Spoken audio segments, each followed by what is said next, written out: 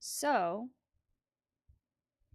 I think maybe I was live and then I wasn't anymore, and now I should be live again. Can somebody let me know, anybody, if they can hear me? Because I was just talking for like the last couple of minutes, and then I realized that I don't think I was actually streaming through to you guys. So that's no fun. And if that's the case, that means that I am getting started even later than I already was anyway, which I apologize for that. At some point, I feel like getting set up for these monthly reviews and getting all of my gear and everything set up will become a whole lot easier. But it still feels like just a circus every single time I do it.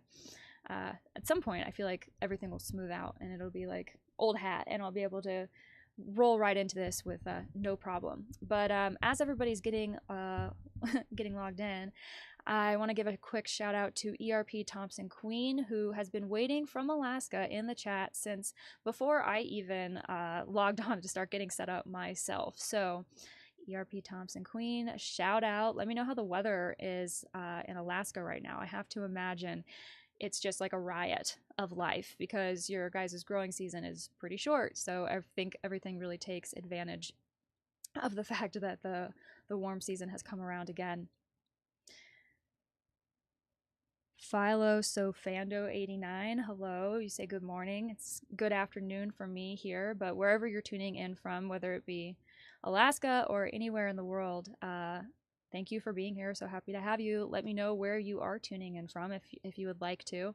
And yeah, there was something that I'd gotten distracted by, and what kind of held me up getting started on time was that I was on X and I saw a tweet that I wanted to mention because I think it's really, really important, and it's something that is such a part of our society, the topic of this tweet, and yet a lot of people, I think, are unaware of it. So anyway, it was a tweet that was put out on June 4th, so I'm seeing it now a few days later, but it was posted by Layla Micklethwait, and if you don't know who that is, she is a human rights activist who has gone toe-to-toe against one of the biggest human trafficking organizations, for lack of a better term, one of the biggest hosts of human trafficking content in the world, Pornhub, and Pornhub's parent company, MindGeek. And she has now since written a whole book about her experience going up against these companies and the people behind them. And it's important reading if you care about these types of human rights issues like I do. It's a very well written 5-star read. But anyway, she shared a headline and then a post, and I just want to read it because I think it's good news, and it's very rare, especially lately, that you log on to X and see good news. So the headline says, Pornhub shuts itself down in France. And she wrote, as a global wave of child protection laws demand age verification to keep children off Pornhub platforms, which I think is perfectly reasonable, right? I think it's perfectly reasonable that these companies do their due diligence to ensure that mature content is not being put in front of children. Seems like should be common sense, an easy decision to make, right? But no, Pornhub is choosing to shut itself down rather than comply. In what can only be described as a protest against accountability, Pornhub just shut down entirely in France, refusing to implement safeguards required by law. In response, the French Minister for Gender Equality made a statement, quote, au revoir, she said, there will be less violent, degrading, and humiliating content accessible to minors in France, end quote. Because, again, what this ultimately comes back down to is protecting the most vulnerable in our society, protecting children.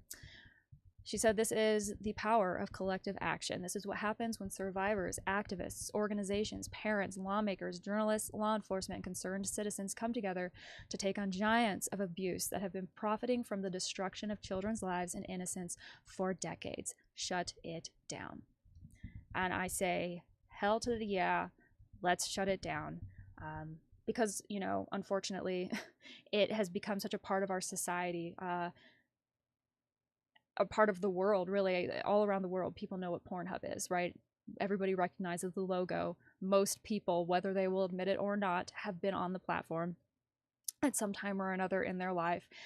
And unfortunately, we have the data and the research to show that children, minors, who should not be viewing this type of hyper-sexualized content, right? It's not appropriate for a young child to see that type of thing developmentally. It can cause a lot of harm. And unfortunately, now we know that the age at which children are accessing this type of content is becoming younger and younger and younger. And unfortunately, it's not in like the days of old where kids were finding this stuff, you know, underneath their parents' beds or in their back closet, and it was Playboy or something like that, which is risque enough on its own. But compared to what is being hosted on this platform, the actual criminal acts that are being uploaded and profited from, this has gone beyond just like a simple thing that you can just leave in the hands of the individual to make a good decision on. And the reason why I say that, and normally I'm not the kind of person who would sit here and advocate for, you know, legislation to control what people can do, but clearly, unfortunately, society is not capable of holding these entities, these mega corporations, these gigantic machines accountable to the same moral standard that we hold ourselves and our friends and family to, or should. It's just simply not, it's not feasible, it's not practical, it's not possible. There are lots of different reasons for that. Should that be the case? No. Should we be working to change that? Yes, absolutely. But we also need to be doing what we need to protect people now. And that is why I think putting these platforms feet to the fire, saying, hey, if you are going to be hosting this type of content, you need to have certain parameters, certain safety measures, certain protocols in place so that this stuff is not just A, you're not profiting from material that was obtained via criminal acts, and then B, that the people who are accessing that content are the people you're actually supposed to be claiming to appeal to, not like a very young audience who is incapable of understanding and absorbing all of that they're going to be exposed to via that content. So I think this is good. And if they don't want to toe the line and comply and be a part of creating a better, safer world, then sure, shut it down.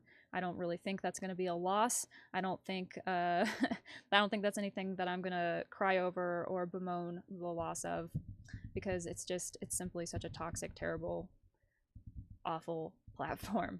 And that's my opinion. But with all that said, Philo Sofando 89. I hope I'm pronouncing that right. You said you were tuning in from Spain. Very cool. Henk de Vries, I hope I'm pronouncing that right, said hello from the Netherlands to all of you. Wow, so we've got Alaska, we've got Spain, we've got the Netherlands. That is so cool. Well, I'm not going to leave you guys waiting around any longer. I kind of did what I wanted to, got off my chest what I wanted to, talking about that tweet. But do go and check out Layla Mickelwait's work if you are not familiar with who she is, because she is an amazing person and a true icon, in my opinion. So anyway, we have some articles to get through, some 20-some. It's been an interesting past month. May was an interesting month. Obviously, we said au revoir to one pope and ushered in a new one. So the Catholic Church has a new leader, which is going to have and is already having implications on the organizations that I've spent so much time talking about here. And if you are tuning in for the first time, or you're watching this after the fact and you're kind of wondering what this is and why we are all gathered, my name is Beck Griffin. I have been working as an independent citizen journalist since 2020, covering human rights issues in high control groups, high control sects, like, for example, Opus Dei, the Legionaries of Christ, coming soon, Sodalitzio Christiane Vitae, Miles Christi, etc., etc., etc. The reason why I focus on the religious sects or cults is because I was raised cradle Catholic, so I'm very familiar with the Catholic Church, with church doctrine, with church history, although I am learning more every day. There's so much to know, and wouldn't you know, I wasn't told all of it originally, so I'm learning a lot of new things.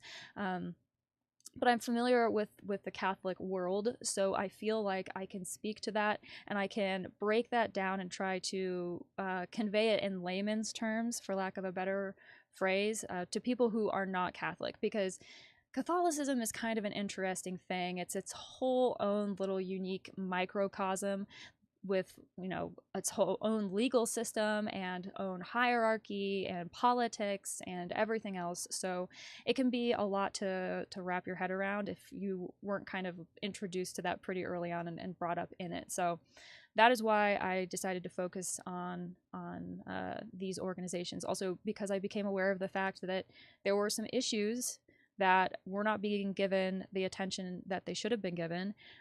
People who were being harmed, people who were dealing with decades of trauma, and people who had been through some pretty horrific experiences, all the way over to some of the most extreme human rights abuses that you can imagine. And if you want more context for all of that, you can go back and check out my catalog of content over on my main channel, but I'm going to guess that most everybody here is probably already up to speed with all of that. So what I do with these newsroom analyses is I collect the news headlines that are delivered to my inbox every single month, or I should say every single day, over the course of a month. I save the ones that pertain to my research niche at the moment or interesting issues that I'm keeping a finger on.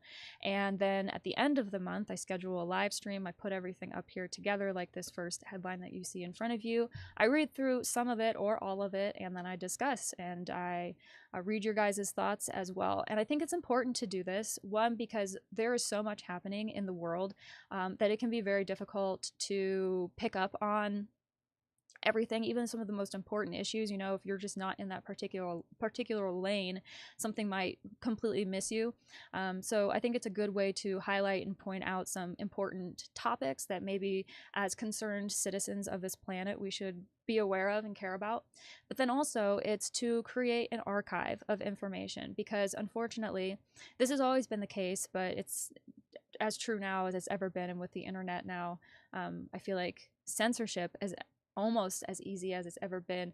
It's important to keep a track record, some type of an archive of what is happening, when it's happening, and the people that are involved, because history tends to be written by the victors, but that doesn't mean that the historical account that is preserved is necessarily the 100% correct one, or that there isn't more to the story. Nuance over time, I think, can get lost, and so it's just critical that we take the time to pay attention, notice these little bits of information as they are coming across our path, squirrel them away for later. Maybe they'll never be important again, but maybe they will. And through so doing, maybe we'll also learn a little bit more about the world, a little bit more about ourselves, and it'll give us a chance to think critically about some really important issues. Need to plug my laptop in. This will be a very short a very short stream. Peggy, is it Bro or Brow? Breaux, obviously French. I apologize, French is not my language. You say you're tuning in from New Orleans. That's awesome. New Orleans is on my bucket list of places to go, but I want to go during, like, right before, right after, like, peak tourist season. I'd like to go during like a less hot time of year as well, and I really want to go and see all the like historical buildings and the trees. I spent a little bit of time in oh, thank you, you said Bro, Peggy Bro. Okay. I spent a little bit of time in northwestern Louisiana. Oh, what's the name of that town?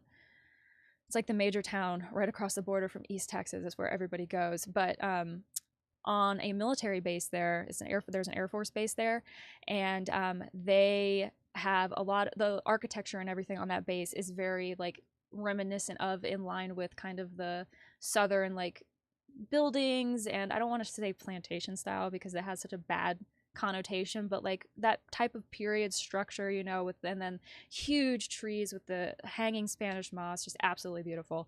I really want to go check out New Orleans because I think it's just probably more of the same, and also the history there is so interesting, and also there's also like paranormal stuff, quite a vivid paranormal history for that area too, which I think is interesting. Yeah. All right, but that's enough rambling. We need to get through this or we're never going to get done. So this first article is from NCR. They put this really garish banner right up at the top, which is why I already scrolled down. They're trying to raise some money. Everybody is.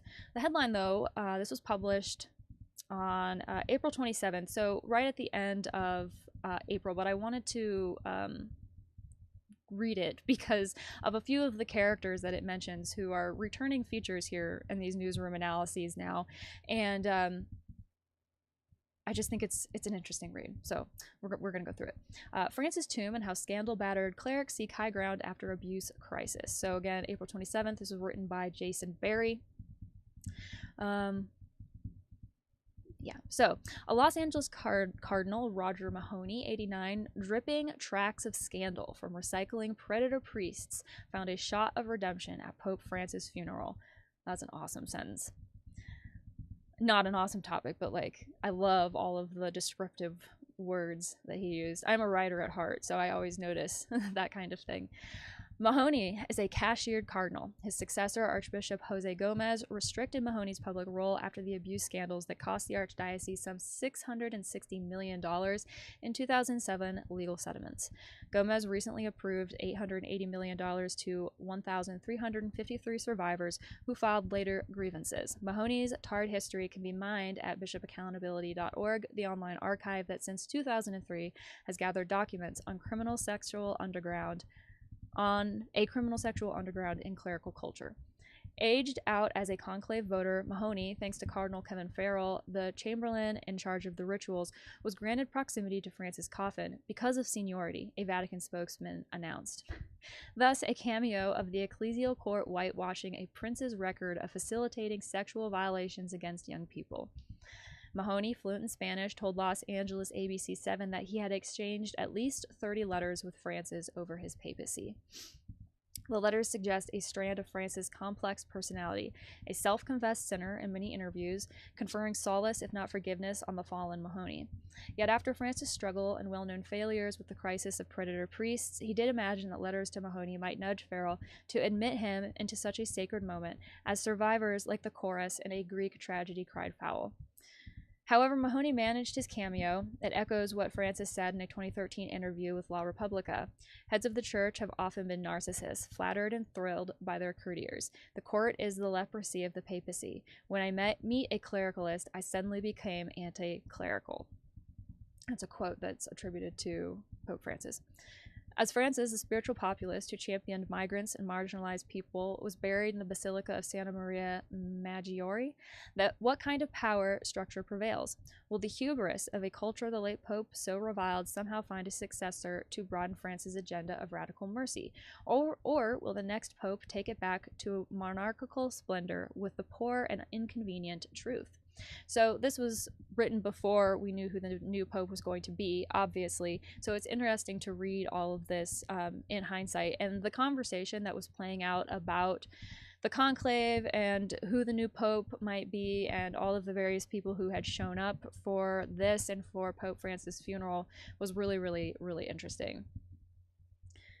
I'll read on, though. An even more alienated cardinal wormed his way into the burial rites as Elise Ann Allen reported in Crux. The Peruvian cardinal, Jean-Louis Cypriani Thorne, it's Thorne, but they misspelled it to throne, 81, retired Lima archbishop who, quote, for decades was a towering right-wing personality in the church in Latin America, attended the Vespers for Francis.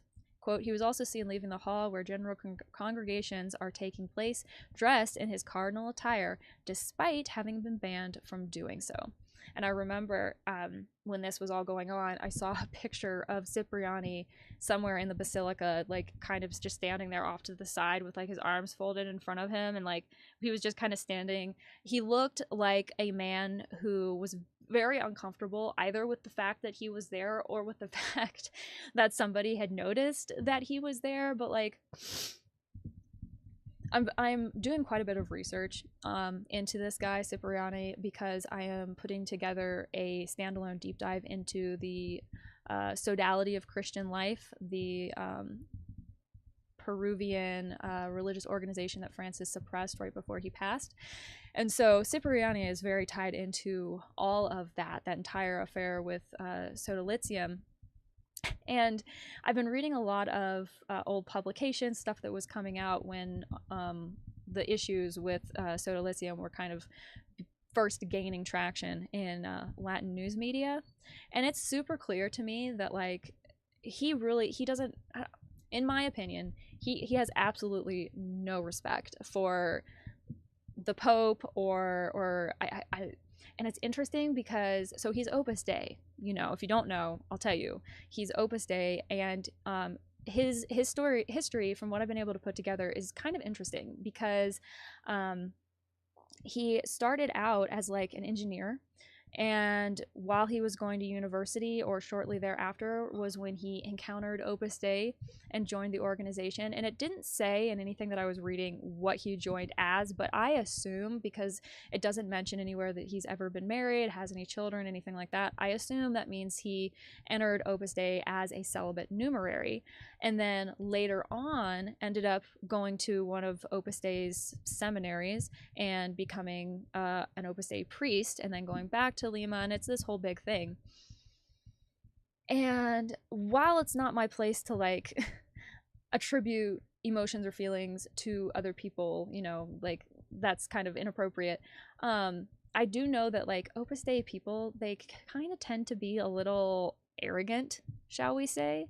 They tend to kind of think they're a little bit above everybody else in a way. Not all, but like this is something that I have noticed from certain senior members of the organization. It's also something that I have read other like former members discussing and talking about, this kind of like arrogance that's, and it's almost kind of encouraged in a way, right? Because within Opus Dei, you're like, you know, you're on the right path now, and everybody else just doesn't get it. So I think that also kind of can encourage an attitude of elitism.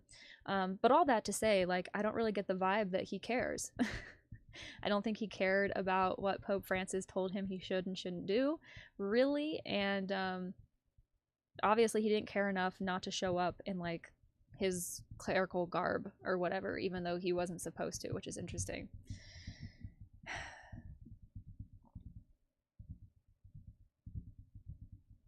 Anyway, I'm not going to read the rest of that because that was mostly just what I wanted to mention. The whole Cypriani thing, and the fact that he had been there at the funeral, and the fact that he had been wearing his garb and everything else. You're going to hear more about him today just in this live stream, and then also in the future. So I'm not going to beat that dead horse too much, and I'm also not going to spend too much time focusing on like all of the media that was being published after Francis passed and before Pope Leo was elected, because we kind of know what happened now, so I don't want to get too bogged down in like the details, but there are some things here and there that I think are important to point out with this new pope and these various organizations, just because there are a lot of people who are looking to Pope Leo to be a good leader of all people, and to continue trying to implement a positive change that a lot of people felt Pope Francis was trying to do within the church. So there are a lot of eyes on the Vatican and on Pope Leo, and I suppose, you know, we could have like a discussion about whether or not that is wholly appropriate,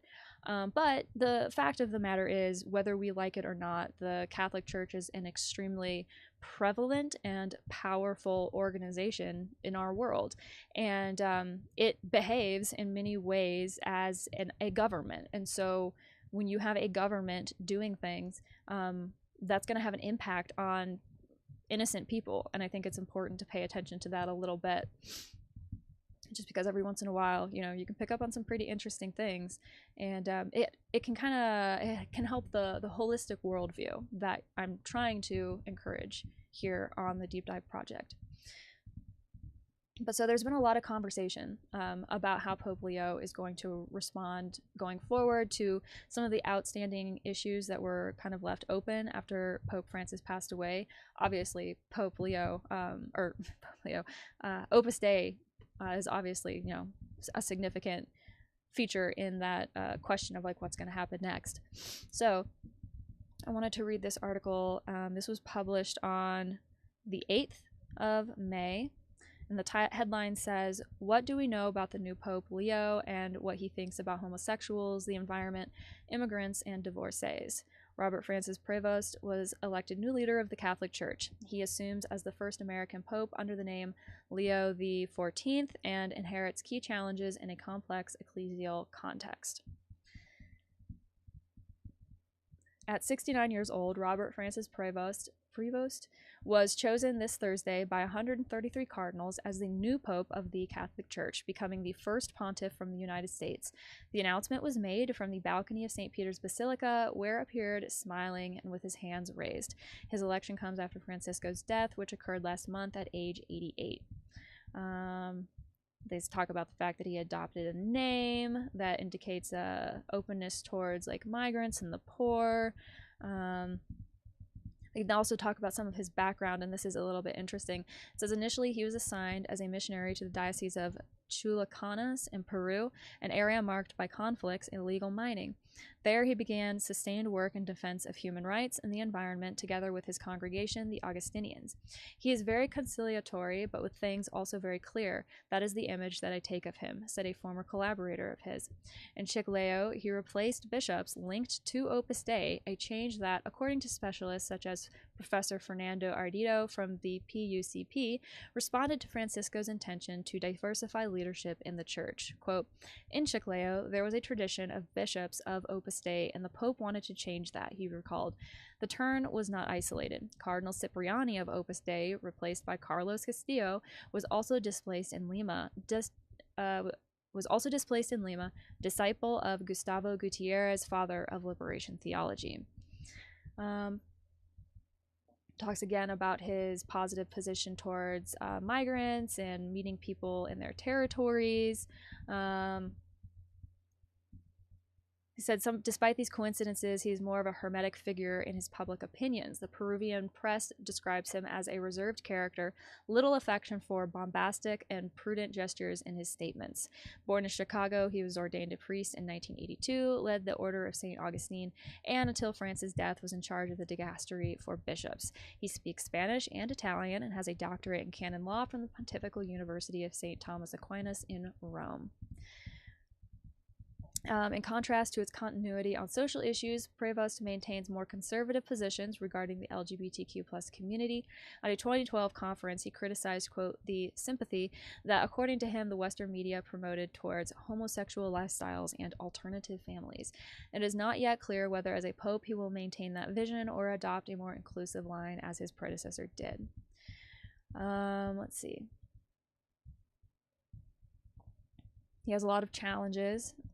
Coming in as a new pope to his own agenda, he must add the continuity of the work begun by Benedict XVI and deepened by Francis in the fight against sexual abuse in the church and the prevention of new cases.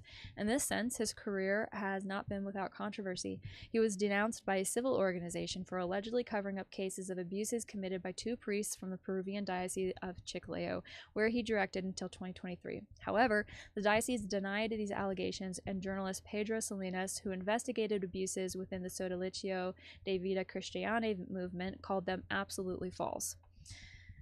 And I do recall seeing some other things earlier in the month or later in the month of May. People were talking about that allegation that he had hushed up or fumbled some abuse allegations or incidences or something like that. And the impression that I came away after everything that I had read and heard was that it was by and large overblown and kind of trumped up. Not necessarily fake news, but presented in a way that made the situation and made Pope Leo look worse than he was. Now, I'm not interested in playing apologetics for Pope Leo. I think people should be judged based on their actions and their words. And so time will tell how he is going to be, what kind of pope he is going to be, and how he is going to respond to all these various issues and concerns and everything. But I think it's important to remember that at the end of the day, regardless of how forward-thinking he might be in certain respects, he is still the leader of the Roman Catholic Church, which has 2,000 years worth of doctrine and dogma that underpins everything that it does, every decision that is made. And at the end of the day, fundamentally, you're not going to be able to separate the Pope from the organization that he is leading. And there are certain stances that I don't think the Catholic Church, at least at this point in time, is prepared to make a change on. And we're talking about things like abortion and same-sex marriage and women in like clerical priestly positions, that kind of thing. I don't see that changing in any meaningful way anytime soon, really, because not because there aren't people in the Catholic Church who want to change those things or think that they should change, but because in changing that, a lot of other stuff, a lot of very hardline positions that the Catholic Church has taken over the decades and centuries would be undone, or would have to be walked back and redefined. And that also, I think, ties into getting a grip on the sex abuse issue within the Catholic Church. I think in order to meaningfully contend with that, there is a need to critically examine some of the structures and rules within the Catholic Church, within these various lifestyles within the Catholic Church. And I don't know that that is a conversation that people are really ready to have, because again, it's tied into so much other stuff. So time will tell, but I think it's important to remember that at the end of the day, this is a Catholic Pope that we are talking about, and he's a leader of the Catholic Church. And Catholic might mean universal, and the Pope might claim the entire world, but whose positions and concerns is he representing ultimately at the end of the day? I think that's the question that you have to ask. And I think it's important also to remember the Catholic Church is not a democracy as much as it is a monarchy. And the Pope is an absolute monarch. So with all that said, we'll see. Now, switching gears, this was published in El País on May 7th. Education opens an information file to a school in Terrassa and guarantees actions with determination if the facts are confirmed. Counselor Esther Nayubo warns that, quote, indoctrination has no place in the educational field after complaints of ideological changes in some Catalan concerted centers. So I wanted to read this because I think that it mirrors certain elements of trends that are playing out here in the United States as well, with this huge push to make like private religious schools tax exempt and to available for like tax funding and that kind of thing. There are like strains of that happening in South America, Latin America as well. So I wanted to read this article because I think it's interesting, and also there are some reoccurring characters that I think you'll recognize. Give me just a second.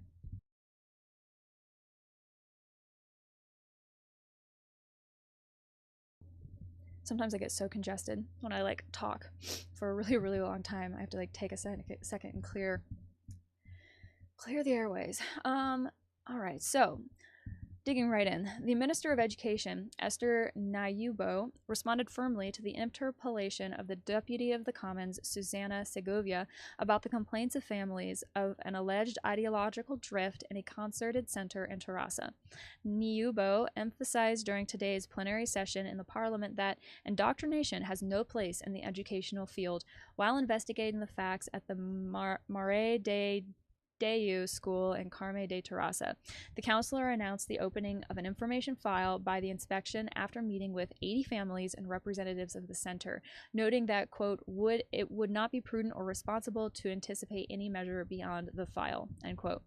Commons brought to Parliament the case of the complaints of a group of families from the Mare de Deu del Carme school, popularly known as El Carmel, from Terrassa, about an ideological turn of the center towards what they describe as religious extremism, and a trend of evangelizing, in the sense that religion has become the center of everything, from reading texts or excursions. The educational inspection and the Cruz trustee have opened investigations following family complaints. The intervention of the Deputy of the Commons focused on the worrying entry of ultras and reactionary groups in Catalan schools, as reported by El País and the SER. Segovia stressed that this trend is not limited to religious movements like those we have seen before with Opus Dei, this is important, but includes movements close to Aliança Catalana. The deputy emphasized that we cannot allow our students to be under the charge of teachers who advocate machismo, xenophobia, and violence, adding that in the same way that centers cannot be financed that segregate by sex, nor can centers that promote hate speech be financed, insinuating the possible withdrawal of the concert from education. So basically they're saying that if this ideological drift within this center, these centers, is not halted, they would lose access to state funding, federal funding, I think is what they're saying. Which is how it should be, in my opinion. The minister expressed her commitment to legality, rejecting hate speech and announcing the determination of the department if limits had been violated.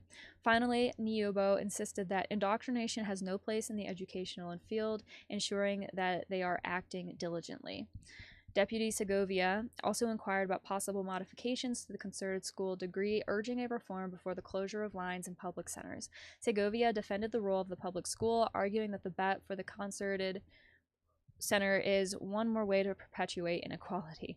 Councillor Niobo responded by highlighting the importance of the concerted center and the need to fulfill the historical demand to equate human and material resources with public ones, since the concerted temples have not changed since the 1990s. When asked about specific figures, Niobo stressed that despite the demographic change, no public schools have been closed. According to the counselor, between 09-10 academic year and the 24-25 academic year, the public school had won 50,000 students and opened 31 centers, while the concerted school had lost 14,000 students and 38 centers.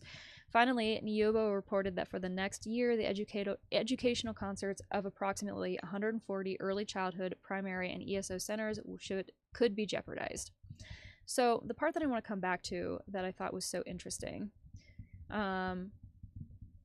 is here where they said that they stressed that the trend is not limited to religious movements like those we have seen before with Opus Dei. And I think that's really important to highlight because there can be a tendency, and I've called this out before in the past and will continue to do so, there can be a tendency for people when they become aware of Opus Dei to attribute everything that is like ideologically far right to Opus Dei. But it's really important to remember that Opus Dei is just one out of many, many such organizations. Not that I'm saying like they were all founded by, you know, a Spanish priest and have this like charism and everything like that. I'm talking about like far right groups or groups that have a like far right slant in their ideology are not uncommon. And where there is one, there are probably others as well, because all of these different organizations and entities work to help create and funnel resources through this network. And that's not like a shocking, that shouldn't be like a shocking fact or like strike you as odd, really, because that's how the world works. People collaborate. People form organizations of like-minded people to work towards common goals and common causes. I mean, you can find this across the political spectrum from left to right. But when it comes to combating harmful like beliefs and perspectives, harmful ideologies, it's really, really important to understand the fact that these organizations are, I would almost say they're more symptoms than they are the cause in and of themselves. They are symptoms of this ideology. They're a manifestation of these beliefs and these feelings. So I think it's important to bear in mind that Opus Dei is not the only organization out there, that there are other organizations like Opus Dei with that like far right slant. And, you know, I mean, if you want to fight fire with fire, be aware of the fact that for every far right or far left group that is working towards some agenda, there are others, like I said, all the way back and forth across the political spectrum. So you can find the one that is right for you if you really want to be in a group, because there are bunches of them. But that was really what I wanted to highlight. And I also do think it's interesting that, like, again, this similarity between things happening in Latin America to things happening here in the United States to things happening in places like Hungary and Poland and Germany and all of these other, Iceland, all of these other countries that are popping up. It's such a, like, it's a very homogenized set of, like, circumstances in every single one of these parts of the world. They're all, like, disconnected, and yet not, because what's happening is so similar. We're all, like, living through the same thing right now, regardless of where we are geographically located. So a very interesting thing to pick up on. I don't know exactly what to do about it, other than you know, if you are a parent or have concern for young people, if you have young people in your life and you're concerned about the quality of the education that they're going to get in your country, maybe consider getting involved and finding a way to push back against some of this, like, ideological drift. Like, just find a way to push back against, for example, here in the United States, just the erasure of the separation of church and state in education specifically right now. That is heavily under fire, and it's coming from a very specific quarter, with a very specific agenda, and it is not one that wants religious liberty for all people, regardless of religious identity. It's just not. And if that were the case, it would be a different game, but that's not what we're dealing with. So I think we need to keep that in mind. Moving right along, this is an interesting article. Let me get it translated real quick. So Vito Quiles hides in his resume that he was, quote, invited to leave from an Opus school due to his poor results and behavior. So when I translated this to English, it translated the word, let me put it back to Spanish, el difusor de bulos. And when I translated that to English using the plugin here, it says the bull diffuser. And I'm like, there's no way that is what that translates to. And so I ended up plugging it into Google, because I am attempting to learn Spanish, but, like, I've never seen these words before. I don't know what I don't know, so I had to Google it, and I did. And let's just see what it pops up real quick. Let's see. English, please.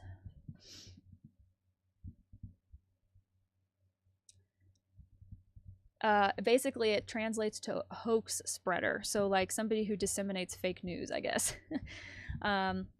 So this hoaxster, Vito Quiles, falsely maintains that he took out his baccalaureate at the educational center where the children of the Elche elites study, although in reality he was expelled and was forced to take it out in another. So this was written on May 6th by Raul Solis. It says, and I'm not going to try to pronounce his middle name because I know I will butcher it, but Vito Quiles has built a curriculum vitae to match his aspirational projections and with clear animosity to the truth. The bull diffuser and state employee of Alarma links in his LinkedIn profile that he completed high school at the Colegio de Fomento Etana, a center of the educational institution of Opus Dei that in Elche is known for studying the upper classes of the city. However, he hides that he was expelled for his bad behavior and repeated the course, and that he obtained a baccalaureate in another school. More than expelled, he was invited to leave, as he published in June on Ilicitano journalist Borja Campoy in the Diario Información after talking to schoolmates from the far-right agitator. So this journalist talked to schoolmates who went to school with Vito. And they told him this. After his expulsion from the prestigious, I think is what they're saying. Kind of got to read between the lines because the translation's never flawless. But after his expulsion from the prestigious Opus Dei school, Quiles had to settle for taking high school in the Carmelites of Elche. Although Quiles hides his passage through this Carmelite center, the website of the educational institution still maintains a photograph of an activity in which the hoax spreader, bull diffuser, participated along with other colleagues in 2019. At the Colegio de Fomento Etana, he met Pablo Ruz, current mayor of Elche and professor of his linked center of Opus. In fact, the first councillor of the city of Ilicitana came to defend Vito Quiles in the municipal plenary session for participating in violent protests in front of the PSOE headquarters on Ferraz Street in Madrid. For this reason, Quiles was arrested for breaking the police cordon and unleashing a possible altercation in November 2023. The mayor of Elche and a former professor came to defend him by appealing to freedom of expression, a fact that was censored by Esther Diaz, spokesman for Compromís in the municipality of Ilicitano, which served for the bull diffuser hoax spreader to call ridiculous the mayor of the Valencian information. And then here's some posts that he put up, I'm assuming either on Facebook or X. It says, when Pablo Ruz seized the power of the PP Ilicitano, Quiles joined the New Generations, which is another political party, although years later, already in Madrid when he was studying journalism at the Complutense University. He approached Vox to finally end up ranking number 57 on the list of the party, ended to the European elections, and acting as press chief of the candidate of this information, Luis Perez Fernandez, better known as Alvise Perez. This fact motivated the Association of Parliamentary Journalists to ask last February for his expulsion as an accredited journalist from the Congress, a validation given by the socialist Marixel Betet, former president of the lower house during the last legislature. So they got him kicked out. But his journalism career isn't over, although he has at some point claimed to be a licensed journalist, which is so interesting, that language, a licensed journalist. You know who else claimed to be a licensed individual? He claims to be a licensed psychiatrist, even though paperwork to validate that fact is strangely difficult to find, even from the Spanish Medical Association.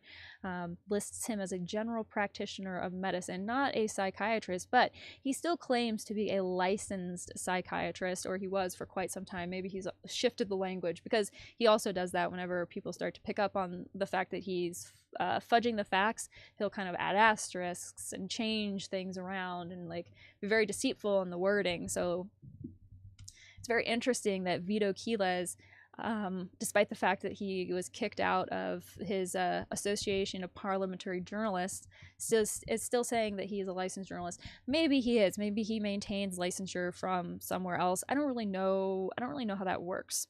So if anybody has heard of this person before, I know we've got a couple of people who were in the chat from Spain. If you know any other like little fun facts about this guy, I would be interested in hearing them. But I'd never heard of him before, so I wanted to mention him, and I thought it was interesting that he was asked to leave this Opus Dei school, probably because he was bringing too much attention on it, if I had to guess. I mean, and this is interesting too, it talks about his like family background. It's very much what you would expect, I think. It says that sources indicate that he comes from a family with high purchasing power, that's ultra Catholic. He comes from like a family with a strong business background, because his maternal grandfather founded this company that made manufactured footwear, and then after his death, that was passed on to his mother and her 4 sisters. So there's a good history of like success in his family, which is sort of a necessity if you're going to be connected to Opus Dei in any way, right? They want the successful people, the young professionals. Also, all very interesting. All right, I'm going to look through the chat really quick before we press on. Hank DeVry said, did not spot the dog until just now. Yes, I have some friends with me. I've got 2 back there, and there's actually a 3rd on the floor that you guys can't even see right now. But I am always surrounded by a very warm and fuzzy pack. I was on a video call with somebody the other day, and they didn't notice the dogs until like towards the end of the video call. And they're like, oh my gosh, you have like protectors all around you. And I was like, yes, I definitely do. So don't come for me. You'll have to get through at least 3 dogs first. Somebody said, Michael, you're driving in Poland. That sounds awesome. I hope it's good driving weather. Peggy said, Leo's friendship with Opus Dei, what literal and highly symbolic handshake took place even before his inaugural pontifical mass. Yeah, there is like a little bit of a history between this pope and Opus Dei, which is hardly, I mean, that's hardly surprising. That's like saying that that's like saying that somebody in the United States uses Kleenex. It's like if you're I feel like if you're in church hierarchy long enough, you're going to run into people who are in Opus Dei just because they're there too. Like it's just kind of, it's going to happen. What those connections mean and what bearing they may or may not have on decisions that Pope Leo makes going forward about Opus Dei remains to be seen. But we're going to talk about that a little bit more here in a minute. But moving on for now, I want to talk about this murder mystery from the Vatican that's just kind of interesting. So I wanted to talk about it. This was published May 3rd, but it's about something that happened on May 4th back in 1998. Where were you when? The headline says, "The enigma of the deaths of the Chief of Guard of John Paul II, his wife, and a sergeant. A fatal triangle or a reckoning?" On the night of May 4th, 1998, a nun found their bodies shot in the private apartment of the head of the Swiss Guard, and soon after, the papal spokesman closed the case with an unusual version: the secrecy of the Holy See and the versions on the motives of a crime that remains unclear. Less than 3 hours after a nun found 3 corpses in the private apartment of the head of the Pontifical Swiss Guard, the spokesman for John Paul II, Joaquin Navarro Valls, had the crime solved. The autopsies and the indispensable ballistic tests had not yet been carried out when the Opus Dei journalist, who was officiating as the Pope's spokesman, had already solved the crime. At a press conference called shortly before midnight on May 4th, 1998, he said that, quote, Sergeant Major Cedric Tournay killed the commander of the Swiss Guard, Alois Esterman, and his wife Gladys Meza in an attack of anger motivated by rejection of a promotion. Of course, he took care to clarify that the 3 dead were dressed. He did not want it to think that there was some type of impropriety, neither sex nor love triangle, simply a tragedy caused by a man's sudden insanity or desires for revenge, so the official version said. Case closed.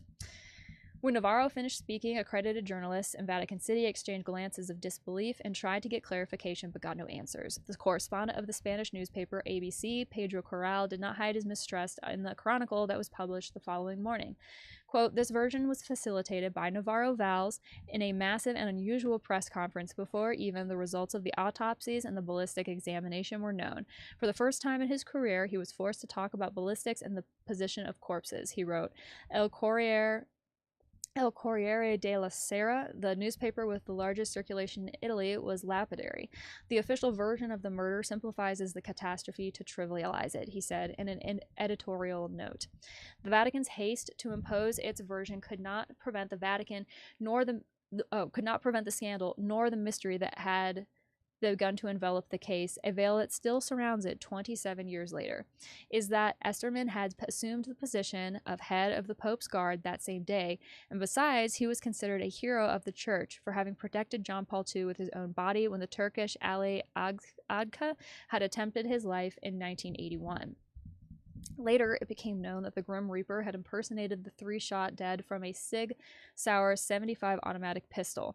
The chief of the Pontifical Guard, 43, had 2 bullets in his body. His wife, former Venezuelan model Gladys Rosario Meza, 5 years his senior, had been killed with a single shot, and the Sergeant Major Cedric Tournay, 23, was showing a shot in the mouth that seemed to have the imprint of suicide. By then, the only Vatican City judge, Gianluigi Maroni, had ruled the secrecy of the investigation, a measure that would never be lifted. Thus, the triple death on the night of May 4th, 1998, took the same path that the case of Emanuela Orlandi, the 15-year-old teenager who disappeared when she returned from a music class and was never heard from again. The media also recalled other cases, beginning with the suspicious death of John Paul I in 1978, a month after being elected, and the appearance 4 days after the hanged body of his confidant, Father Giovanni da Nicola, in a park in Rome.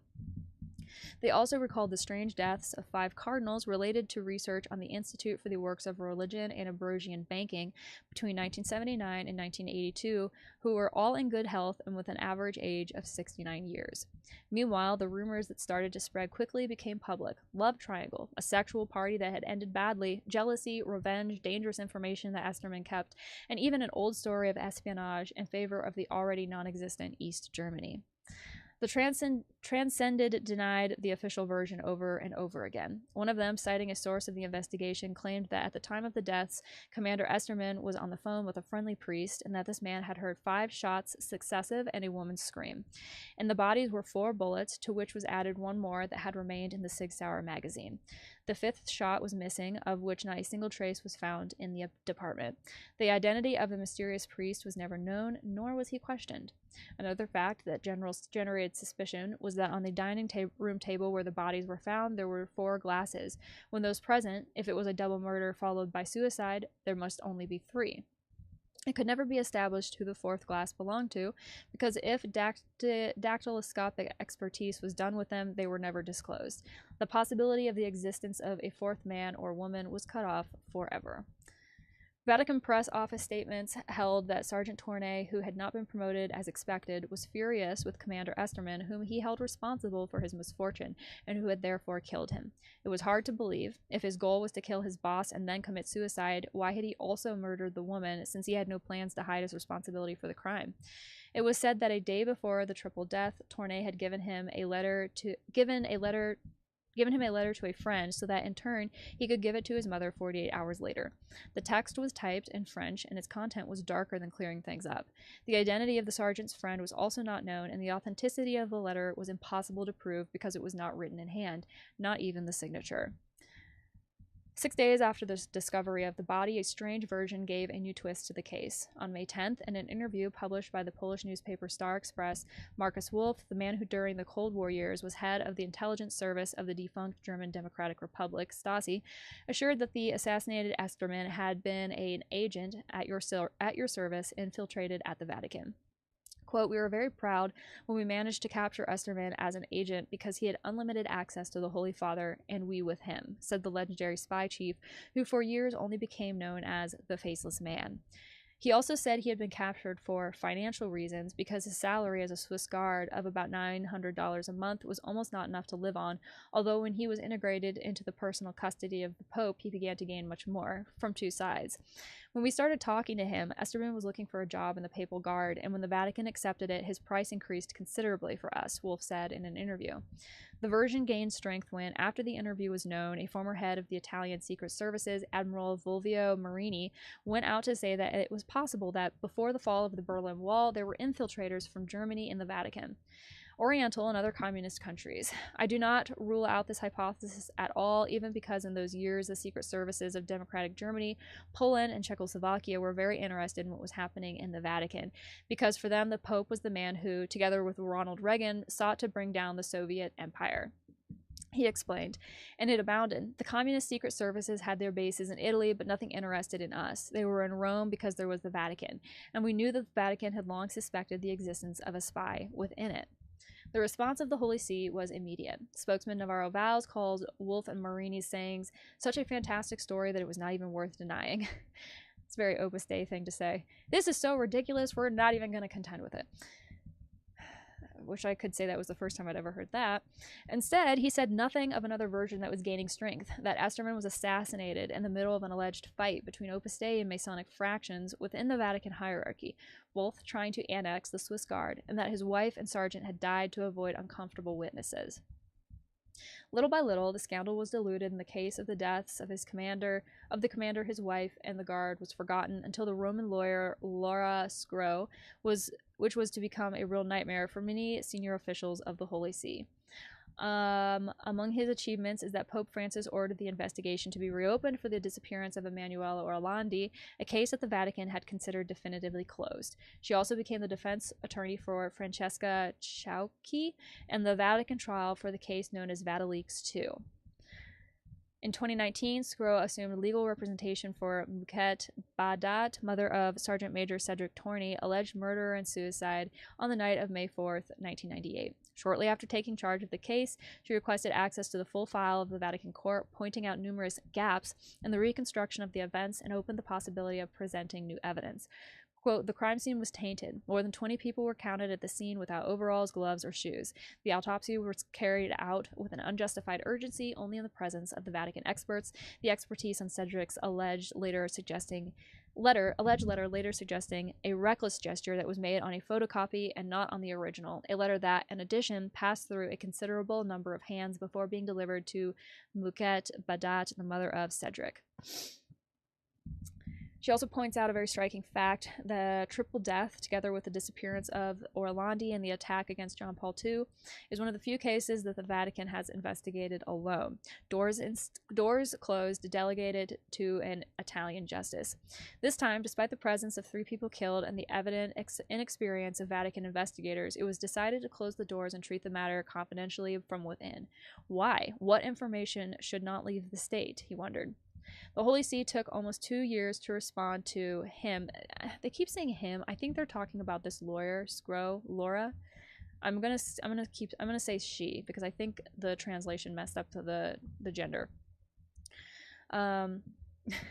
She also pointed, let's see, yes, the triple death, very strange. What should not leave the state? The Holy See took almost 2 years to respond to her until on March 30th, 2021. She did so through the Vatican Secretary of State, Pietro Parolin, who asked the court to pay special attention to the request for access to the file. It was a simple formality because 4 years later, Laura Scro is still waiting to be shown. When asked about the matter, the lawyer assures that she will not stop insisting until she knows the truth. Cedric Torney's family needs it. He wants to know what really happened that damn night. He deliberately says and emphasizes the pronunciation of the last 2 words. She deliberately says and emphasizes the pronunciation of the last 2 words. That damn night.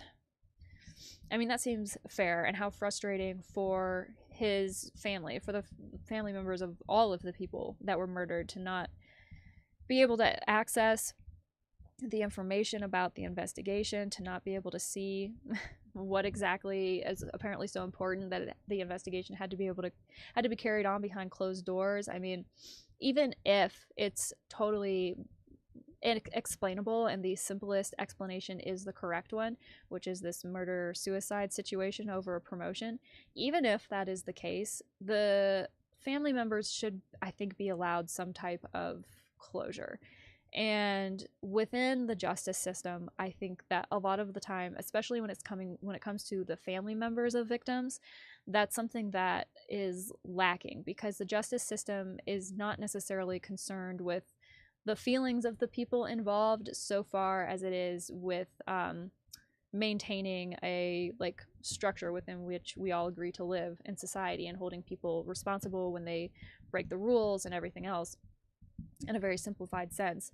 But once that is over and done, it kind of hopefully concludes with either a conviction, someone ending up in prison, or the full details of an investigation becoming public for the family members or whatever. Once that ends, that's it, and you're kind of just left with what you're left with. And that's something that I have heard from victims, families, and even the victims themselves, and books that I've read, podcasts I've listened to, even individual people that I personally have talked to. This feeling that there's after that conviction or after the doors close, what do you do next? Because life goes on, and yet people are left carrying a very, very heavy emotional, mental, spiritual load because of everything that they just went through. And I feel like that's even more so the case when it comes to the Catholic Church and canon law, because within the Catholic Church you don't have a lot of the same assurances necessarily that you have if you are in a United States citizen, for example. There is no reasonable reasonable expectation that you will go to court in any type of reasonable time frame, right? There are just certain recourses that people have in civil or criminal court that you don't get when you're dealing with the Catholic Church. And I think that's another element that you kind of see at play here.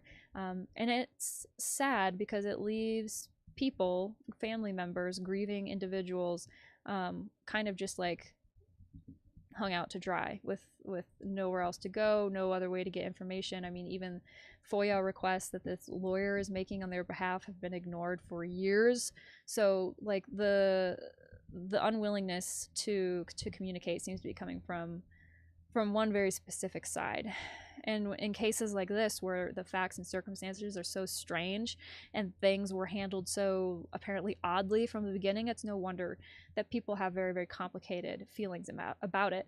And they mentioned the Emanuela Orlandi case, but that was one of like the earlier situations that I started learning about. One of the first like rabbit holes I started going down when I was really looking into church history and like different allegations and situations and true like actual cases that have occurred involving either the Vatican as a whole or individuals within it. It's something that I've picked up on. All right.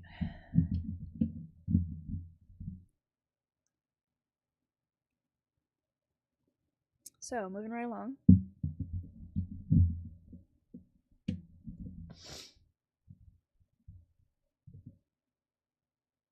So this article is about the Sodalitzio, and because I am going to be doing a deep dive on them pretty soon, I'm working on the research for all of that now, and because we have talked about them in past newsroom analyses, I want to go over this article. So this was published on May 10th.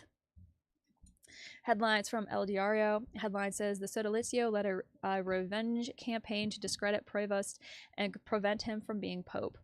The Catholic sect, born in Peru and dissolved by Francisco before his death for cases of corruption, abuse of power, and sexual abuse, orchestrated with the help of ultra-right media a failed smear campaign against the bishop to undermine his chances of becoming pontiff.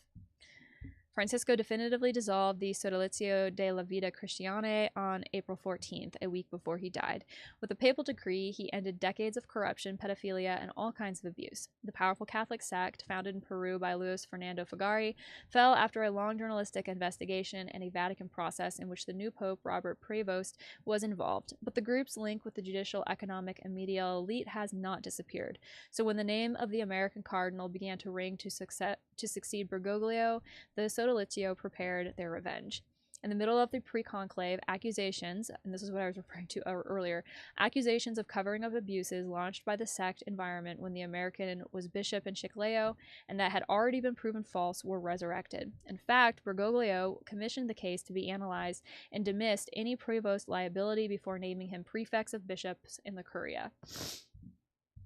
But with the help of ultra-Catholic media, some of them Spanish, such as Info Vaticana, that bull crossed the borders of Peru and settled in Rome at the time when cardinals from all over and who hardly knew each other were preparing for a running of the bulls in which they would have to choose a new leader of the Catholic Church. Of course, it is an operation that leaves the Sodalitzio, confirmed in a cafe near the Apostolic Palace. Pedro Salinas, the Peruvian journalist who, together with Paulo Ugaz, uncovered the horrors of the sect. Quote, this theme came up long ago in an ultra-conservative portal called La Abeja, and then a podcast with people linked to Sodalitzio, and it appeared precisely when Prevost had removed Jose Antonio Uguerin, who was the Archbishop of Piura and Tombs and the Master and Lord of the Church in a territory managed by Opus Dei and Sodalitzio, Salinas details. The modus operandi is always the same. You take some truth and twist it to the point that you deform it and make it something else. And from there, he jumps from one medium to another until he reaches a more respectable one. There is no evidence, but suspicion is dropped, explained Salinas. There were 3 victims yet, but the concealment did not exist. One knows when someone covers up or not, especially after 15 years of investigating, reflects the journalist, who explains that Prevost took him and Ugaz to the Vatican last December to tell Pope Francis firsthand about the results of his inquiries about Fagari and the Sodalitzio. Sodalitzio may no longer exist in the papacy, but it is still a very real power. An estate of millions of euros is calculated, which the Vatican must now seize to, among other things, compensate the victims. They have agro-industrial companies, mining companies, travel agencies. They have shares in the LATAM airline companies and tax havens, Selena's lists. But much of this is in the name of figureheads. It is going to be a problem that the church will have to deal with when it comes to liquidation. I have no idea how they are going to do it, he acknowledges. Those who know the reality of the Catholic Church in Peru point to a fruitful coexistence between Sodalitzio and Opus, who somehow reinforce each other to exercise their power. Isn't that interesting how that happens? It's almost like what I was just talking about a second ago about how all of these different organizations are kind of symptoms of the same thing, right? They are all drinking the same punch, regardless of what their front-facing attitude is. Let's see. It should not be forgotten that the defeated Louis Cypriani, the first cardinal of Opus Dei, was Archbishop of Lima until Francisco punished him after being denounced for sexual abuse. Cypriani has been defying the will of the deceased pope throughout the pre-conclave, participating in meetings and ceremonies with his cardinal robes, although Bergoglio had expressly prohibited him. It is a manual sect. There is a catchment, a recruitment system, in this case through withdrawals to adolescence of 14 or 15 years. Sounds familiar. They have colleges and also universities. Sounds familiar. Fugari wanted to make a South American opus.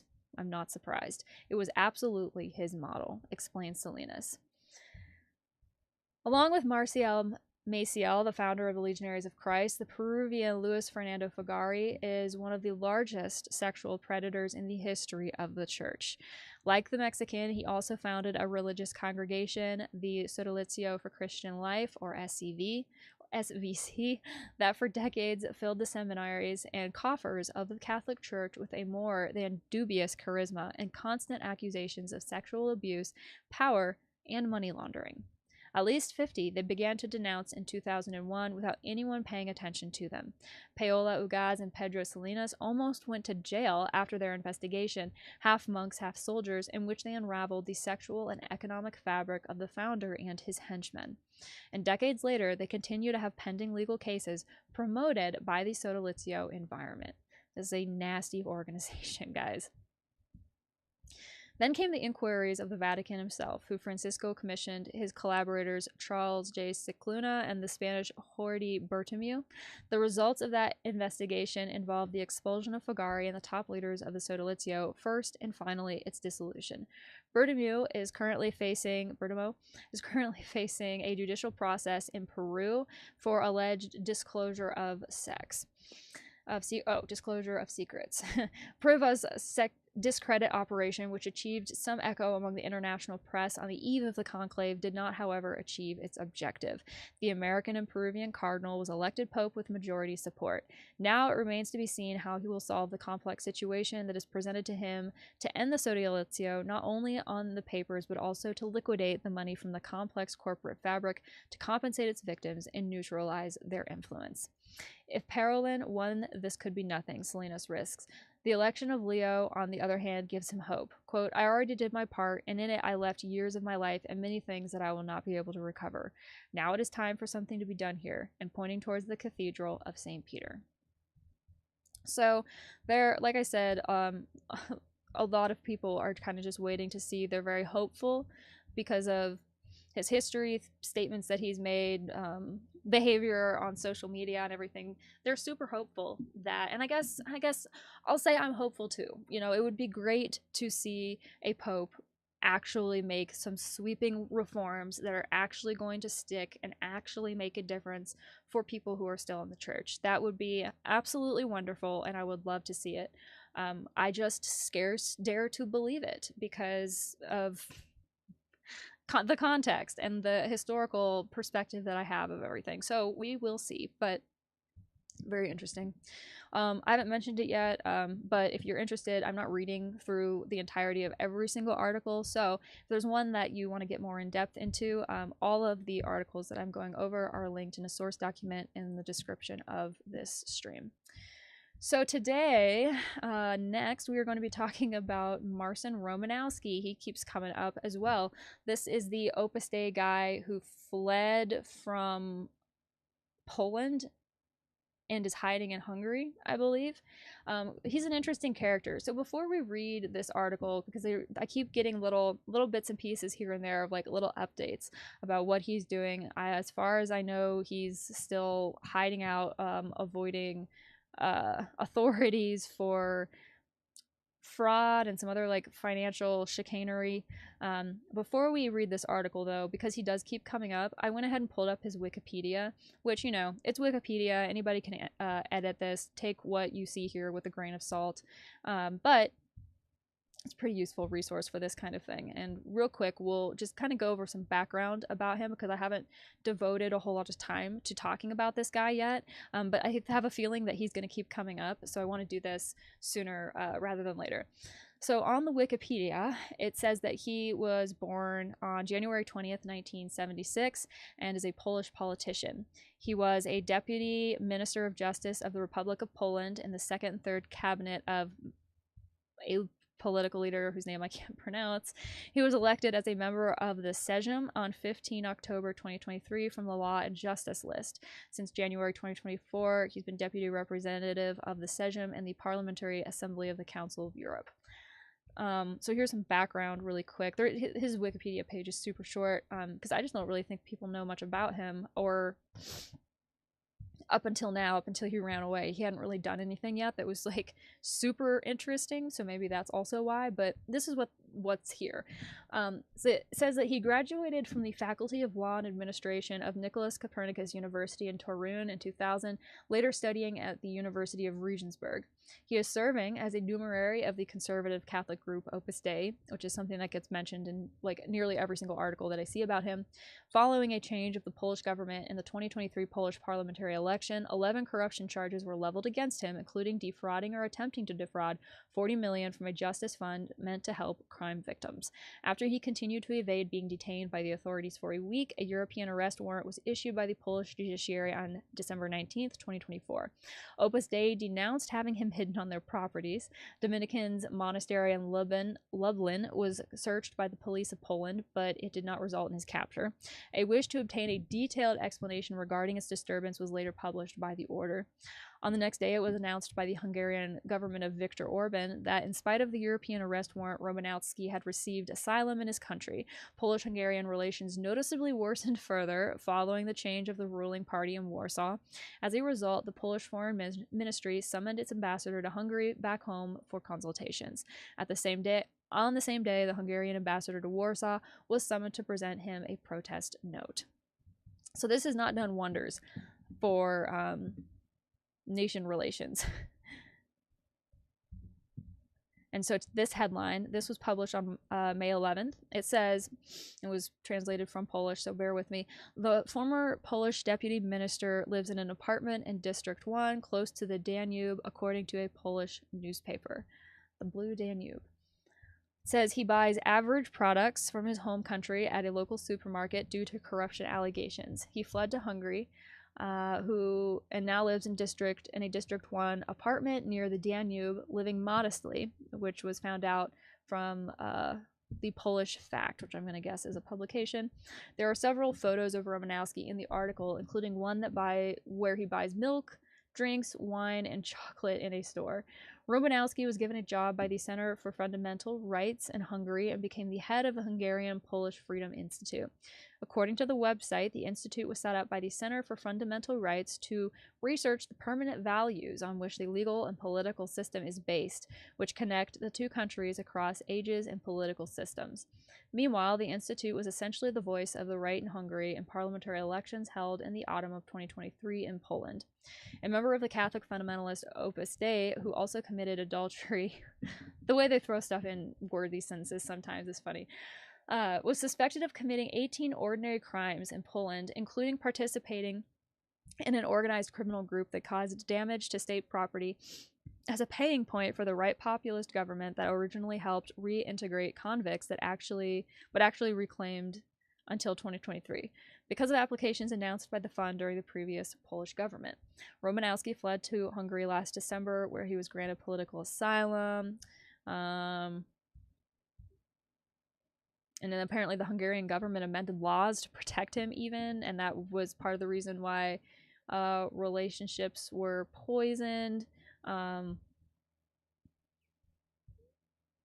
the reason why they changed the laws was because the Hungarian government stated that Romanowski could not receive fair treatment in his homeland. So, as a Polish citizen, they were saying Poland would not extend him fair treatment, basically due process and all that, which you can understand why that would not be probably received very well. The Polish prosecutor's office issued a European investigation decision against Romanowski in early April, but Interpol recently rejected it. Did not disclose the arguments in which his decision was based in accordance with the practice of the International Police Cooperation Organization. Paperwork will hem you up every time.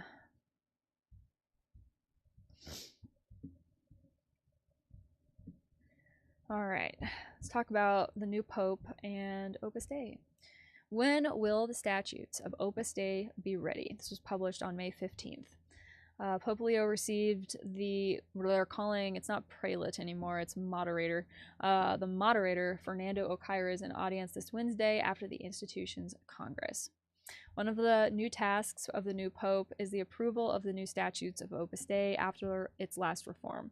Thus, this May 14th, he received the general moderator of Opus Dei, Fernando Ocaires, and the audience was also the auxiliary vicar of the prelature, Mariano Fazio. In the meeting, point from the work, quote, the Pope expressed his closeness and his affection. In addition, the pontiff, they report, among other things, asked about the current study of the prelature statutes. So he's looking for an update. What you guys doing? When's it going to be done? Leo listened with great interest to the explanations given to him. They stand out without specifying a specific date or an assessment of the subject. Also, they point out, in a trustworthy family environment, Leo gave the prelate and the auxiliary vicar his paternal blessing. So that's a direct quote. This difference in terms used to refer to Ocaires is interesting. Earlier up in the article, they were calling him the general moderator. Or just the moderator in the subheading, but in this direct quote, which just because of the way it's worded, I'm given to think that it's from somebody representing Opus Dei, refer to Ocaires as the prelate, not the moderator. That's interesting, and I don't know if that's intentional. I don't know if that means anything, if it means nothing, but it's just something I noticed. And that difference in language is interesting. During the last months, Opus Dei has been working on updating its statutes after the Curia reform promoted by Pope Francis and the disposition to turn the prelature into a canonical reality more adjusted to the foundational charism. For this reason, Pope Francis asked with the motu proprio ad charisma tuendum signed on July 14th, 2022, and with the reform of the prelatures in the month of August of that year, that new statutes and the arrival of an ordinary Congress after the extraordinary 2023 will be the best way to push the task forward. On April 8th, during the celebration of the centenary, the priestly ordination of St. Jose Maria Escriva de Balaguer in Zaragoza, Ocaires sent a message confirming that the Congress will deal with the final proposal on our part of the text of the statutes to present already for the approval of the Holy See. This movement has been rumored on different occasions in recent months, especially since it was also known that there had been a technical commission made up of members of the work and the dicastery of the clergy, to which they responded to the changes of Francisco. Last October, Vida Nueva published that according to various Vatican sources, this task had been especially laborious, given the nature of the work to be carried out, strongly legal, ruling out that there is no tension with the Holy See. So they're saying there is tension between Opus Dei and the Holy See, I think, which it's like, yeah, I think Ray Charles could see that. By the end of November, this working group had already completed its duties. The Congress, held in Rome from April 23 to May 5, has renewed some of the components of the General Council and the Central Advisory. And there they all sit.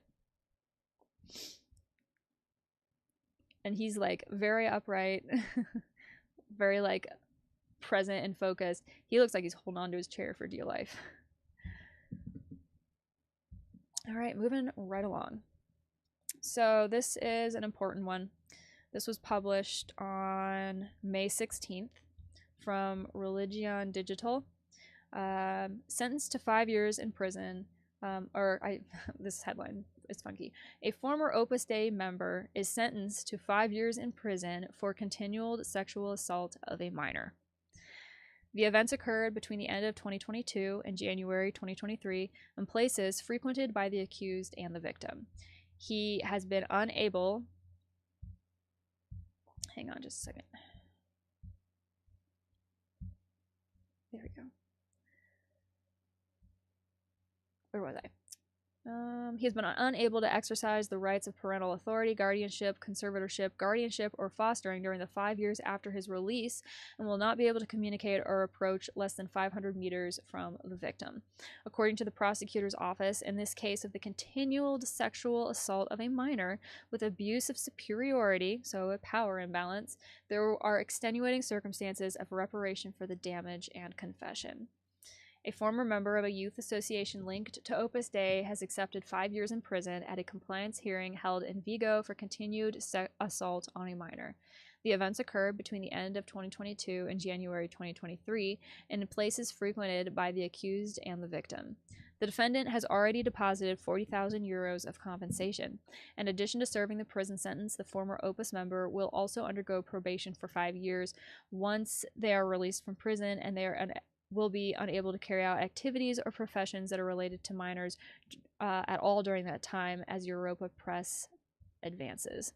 At the hearing in the 5th section of the Provincial Court of Pontevedra, it has been disabled to exercise the rights of parental authority, guardianship, conservatorship, guardianship or fostering for 5 years, and he will not be able to communicate or approach within 50 meters of the victim. According to the prosecutor's office, in this case of continued sexual assault on a minor with abuse of superiority, circumstances occur mitigating repair of damage and confession. Quote, he voluntarily went to the authorities to recognize even partially the facts, said the representative of the public prosecutor's office.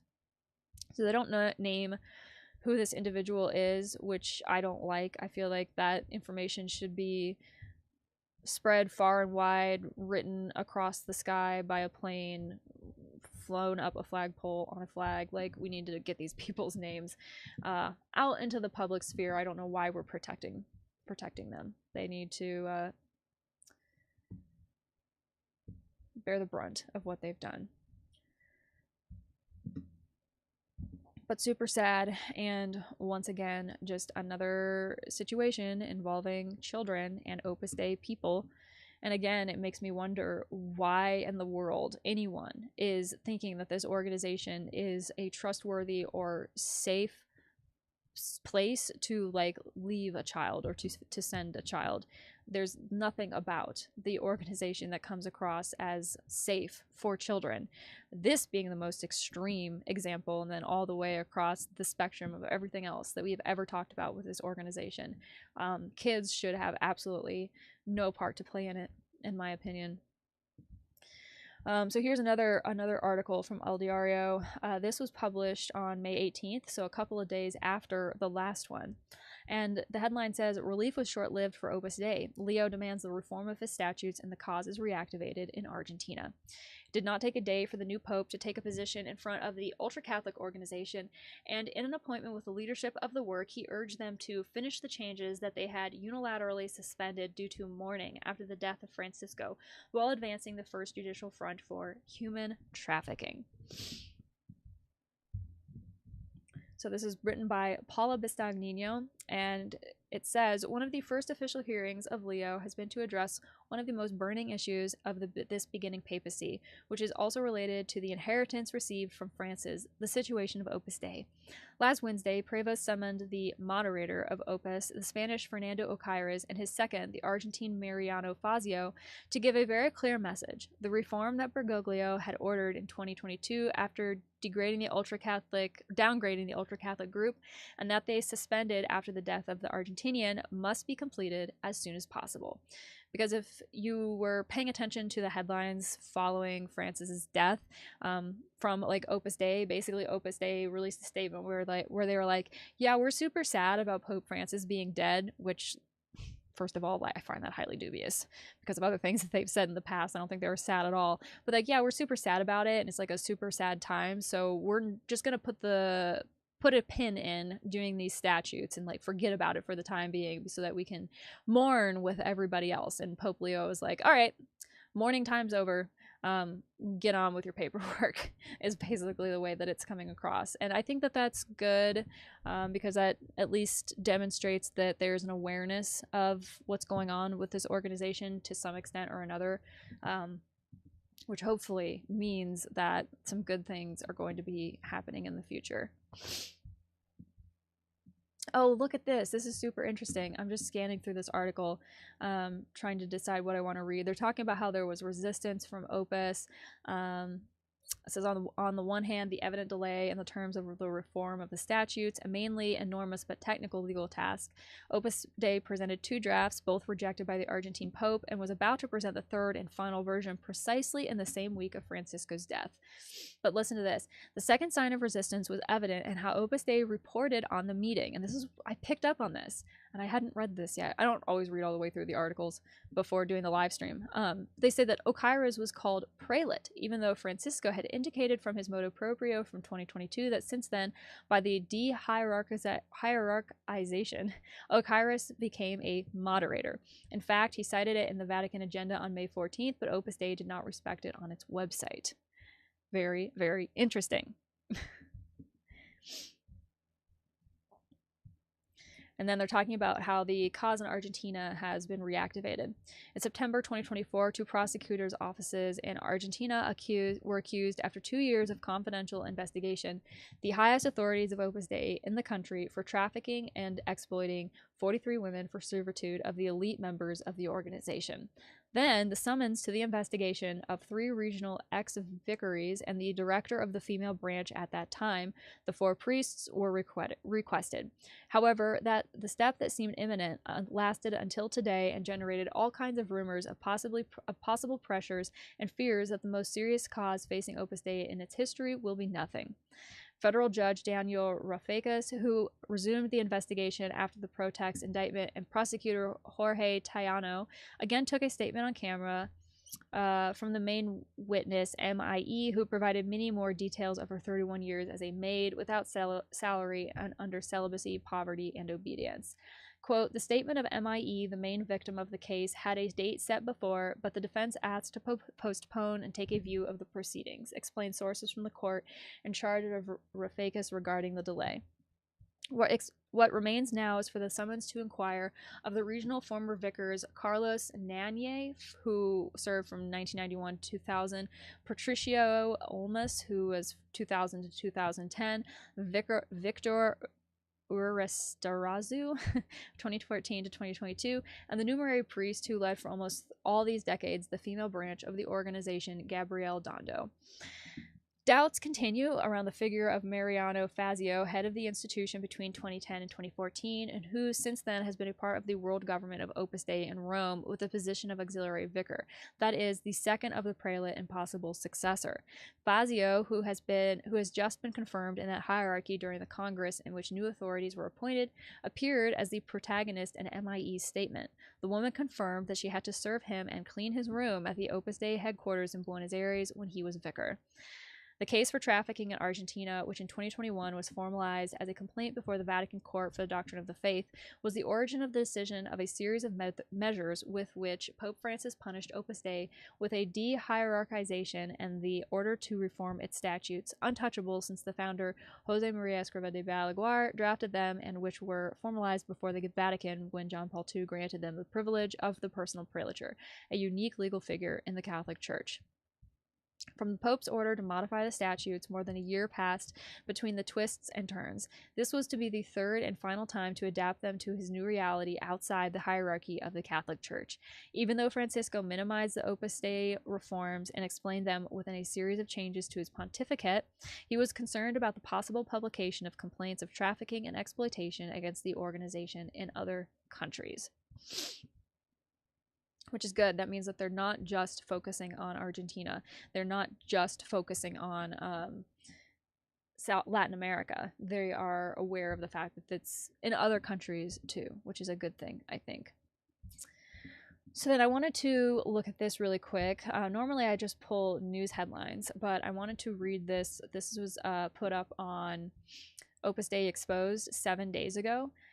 So right at the tail end of the month. And I wanted to read it because it adds some more information, and there's some links and stuff that you can go and access if you want to read even more. But the headline of the post says, Pope Leo gives Opus Dei 6 months to pass comprehensive reforms.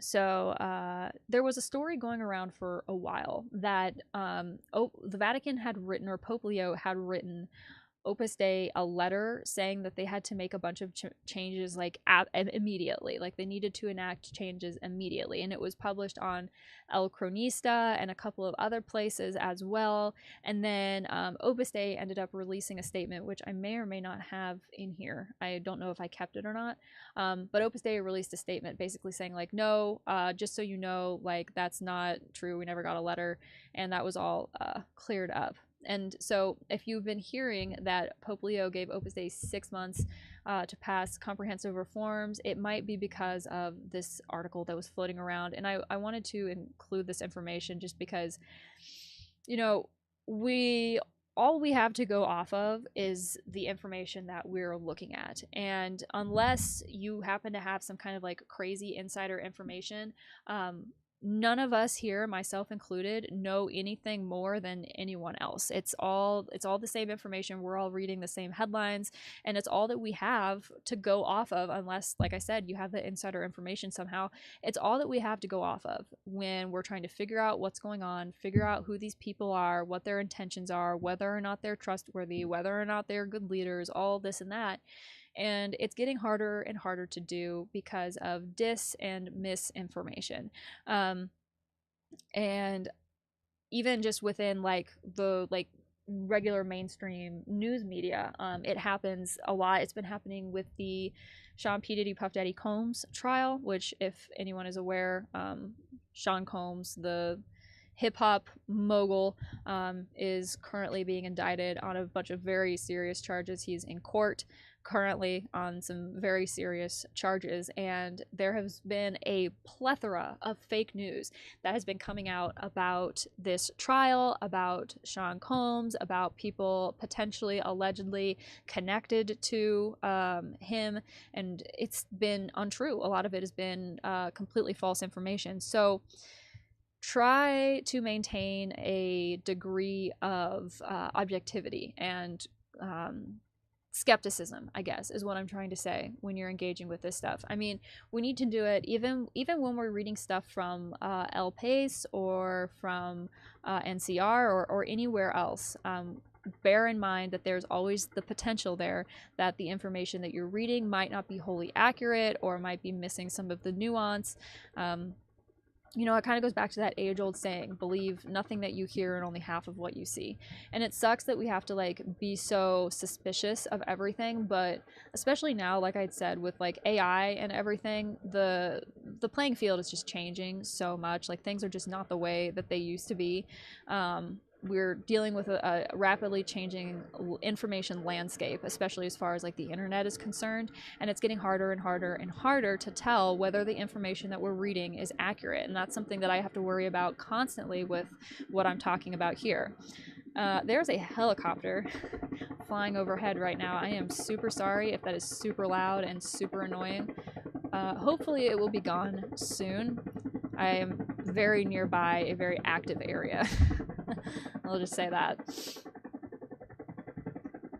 But anyway, r/Opus Dei Exposed. You can go read this post if you want. It generated some really good discussion down in the comments about this information, about Opus Dei, about just engaging with this stuff in general, trying to determine what's true, what's untrue.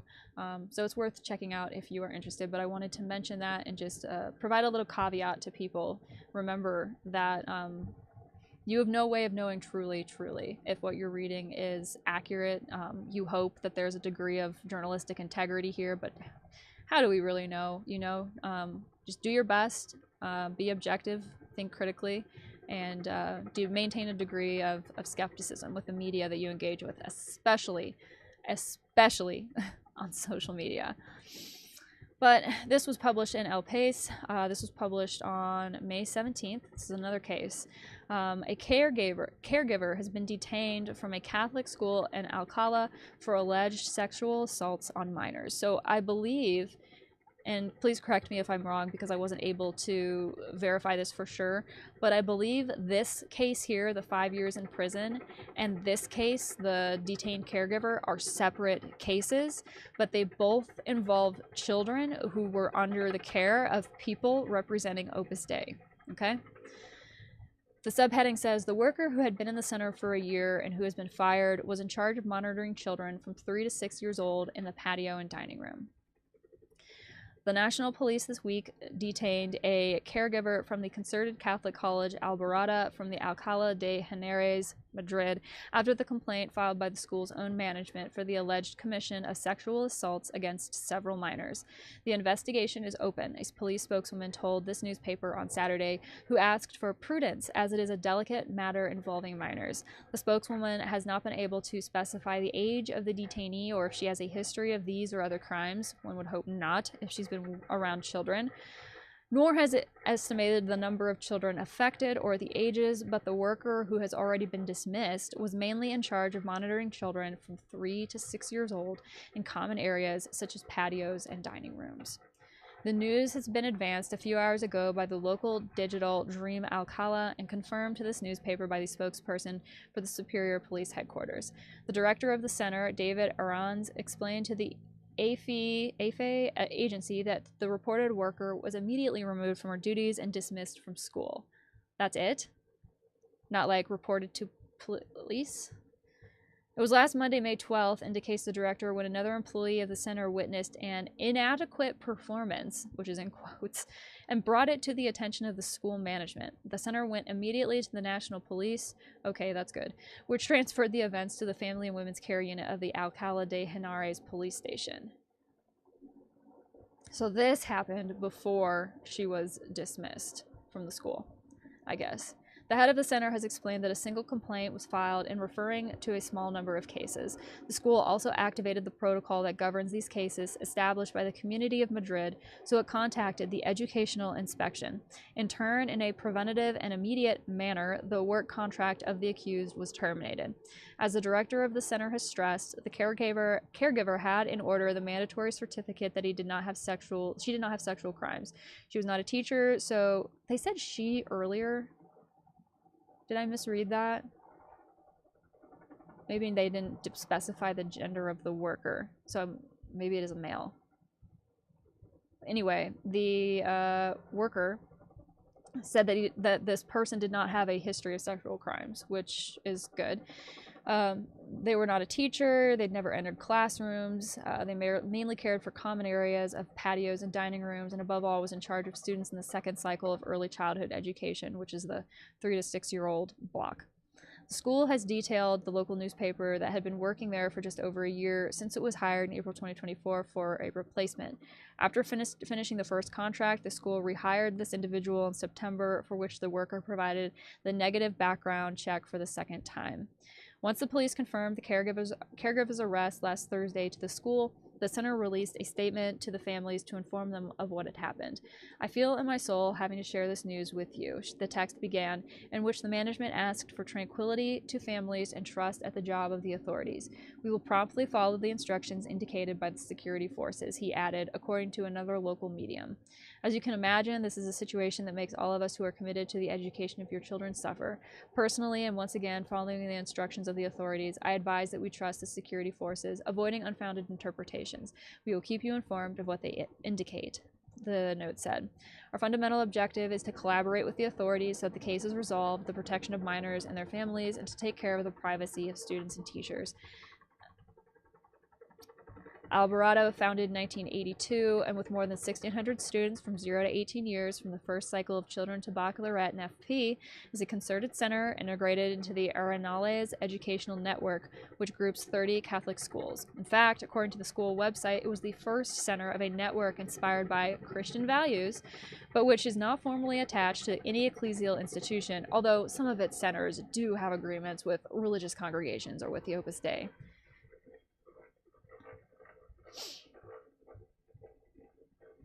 It says that acts of a sexual nature against a minor under the age of 16 are punishable by prison terms of 2 to 6 years, but if the abuse involves rape, the sentence may increase from 8 to 12 years, and when violence or intimidation is used, or if the victim is especially vulnerable, between 12 and 15 years.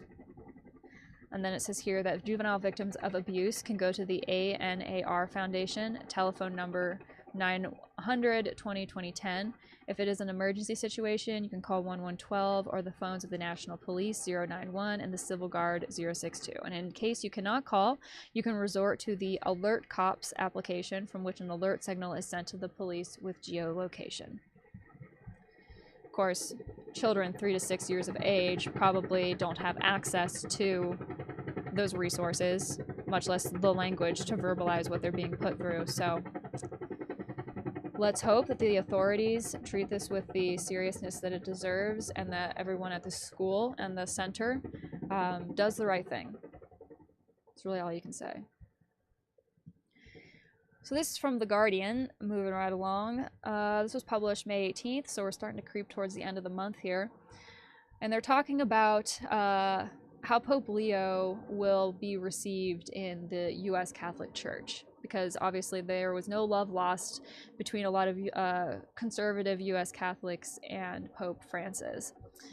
Right-wing Catholic Americans in positions of power, from the Vice President J.D. Vance to Leonard Leo, may have breathed a brief sigh of relief when, after the white smoke cleared, Pope Leo emerged on the balcony of St. Peter's Basilica, donning a traditional red mazzata with a papal stole. It was, observers pointed out, a starkly different choice than his predecessor, Pope Francis, a reviled figure among many staunch conservatives who had worn all white on the same occasion in 2013 to symbolize his desire for simplicity and humility. And another nod to tradition, the American Pope opted to sing, not recite, the Regina Caeli prayer in his first Sunday blessing, and dedicated one of his first audiences to the head of Opus Dei, the ultra-conservative religious order whose secret member list is believed to include prominent Catholics in Washington. And yet, it seems widely understood that Leo, given his background, temperament, and values, will largely adhere to the vision of the Church set out by Pope Francis and not rebuke or deviate from it, says Massimo Fagioli, a professor at Villanova. While he might like traditionalist things more than his late Argentinian predecessor, Leo cannot be called a traditionalist, Fagioli adds. The deeper question for now is how the new pope will position himself vis-a-vis right-wing Catholics who hold significant power in the U.S. Church and in Washington through their wealth and political influence. That includes men like Leonard Leo, a conservative Catholic activist who led the Republican mission to install a right-wing majority in the U.S. Supreme Court, which is today mostly composed of ultra-conservative Catholics. The schism between the American Catholic Church, between conservatives who rejected the legitimacy of France's papacy and more progressive-leaning Catholics who embraced it, is not dissimilar to the schism within the U.S. itself. On one side, says Kathleen Cavini, a professor of law and theology at Boston College, are conservatives who want to lock down church teachings and reject changes they see as illicit, and liberals who want church teachings to develop in line with societal changes. Many experts agree that, unlike Francis, Leo won't necessarily seek out to offend or chastise the American right for the sake of it. I don't think he will try to upset people unnecessarily. Francis was more comfortable taking a unique stand, but Leo won't give up on his own commitments, especially to the poor, just to appease his critics, says Cavani. Leo's history before becoming pope, serving as bishop of the poor diocese of Chiclayo, Peru from 2014 to 2023, and leading the Augustinian order from Rome, shows the new pope has the steel in his spine and strong sense of himself not to wilt under pressure, observers say. As pope, I don't think he'll go out of the way looking for a fight, but his gentle demeanor shouldn't fool anyone. He's got a backbone and will speak out when necessary, says Christopher White, Vatican correspondent for National Catholic Reporter and author behind the forthcoming book, Pope Leo, Inside the Conclave and the Dawn of a New Papacy. That's quick. This guy's like fresh in the papacy, and Home Slice here has already got a whole ass book about him.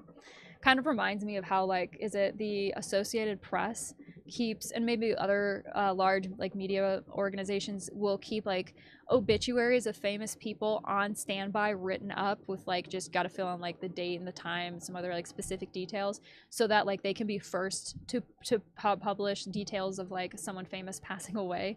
Kind of reminds me of that. It's like there are people who have the majority of an entire book written on so many of these people, and they're just waiting for them to become relevant within the church landscape in some way, and then boom, straight to the publishers. That's how it feels to me. I'm not saying that's actually what happened, but that's how it feels.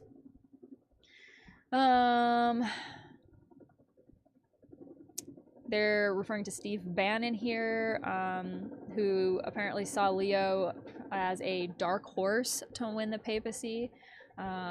Interesting. I'm just scrolling through to see what else. Mainly, I just thought it would be good to read through the first little bit of this because it's talking about how Leo may or may not move through his papacy, which is interesting because of the organizations that are at play. Let's see.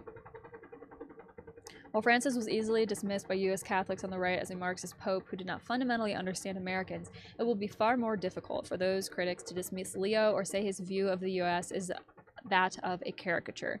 He understands the DNA of conservatism. He comes from a centrist, moderate Catholic tradition and is very progressive on the issues of immigration and refugees, says Fagioli. I'm super sorry about the helicopter. I hope it's not like the loudest thing in the world that you can hear right now, but holy cow, it sounds like this stupid thing is like right over my head right now. Where was I? Unlike Francis, the ultra-conservatives in the church will also be forced to contend with an undeniable fact. Leo is relatively young and full of energy. He can outlast some of them, Fagioli says.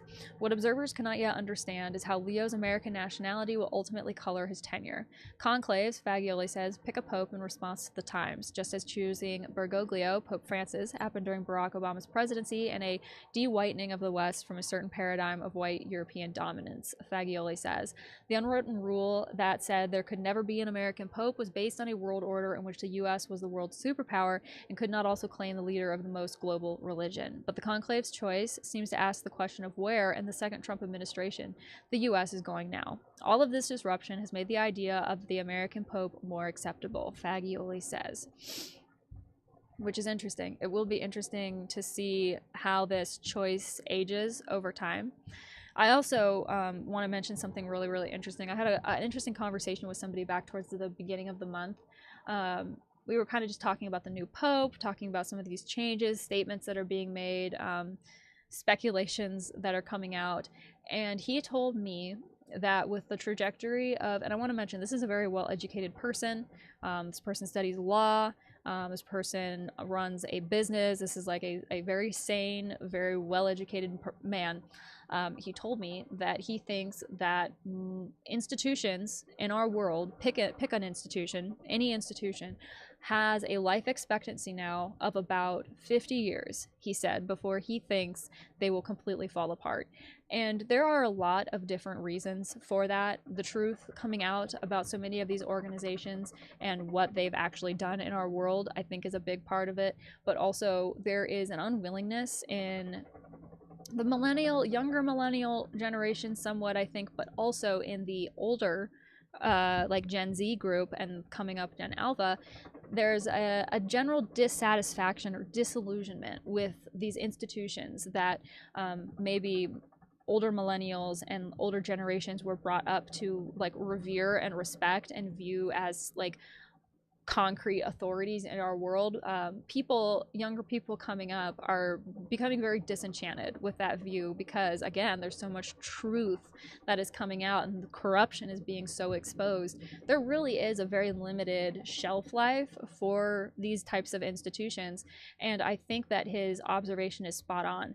You know, maybe it'll be 50 years, maybe it'll be 40, maybe it'll be 80, but it happens eventually. You know, things are constantly in flux, things are constantly changing.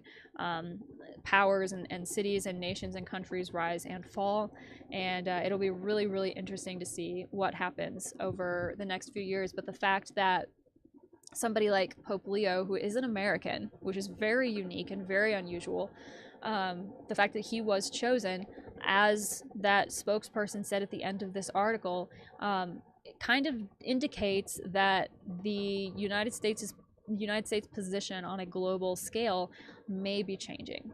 And I think that that's pretty easy to see if you've been paying attention to geopolitics for the last 15 years. I think that you could see this coming down the pipe. All right, next article. We only have 2 left after this. This is about the Augustinians, and it's an abuse situation, unfortunately. This was published on May 16th, originally in CNA, but here it's being published on Christian Pure. Oh my gosh, this helicopter.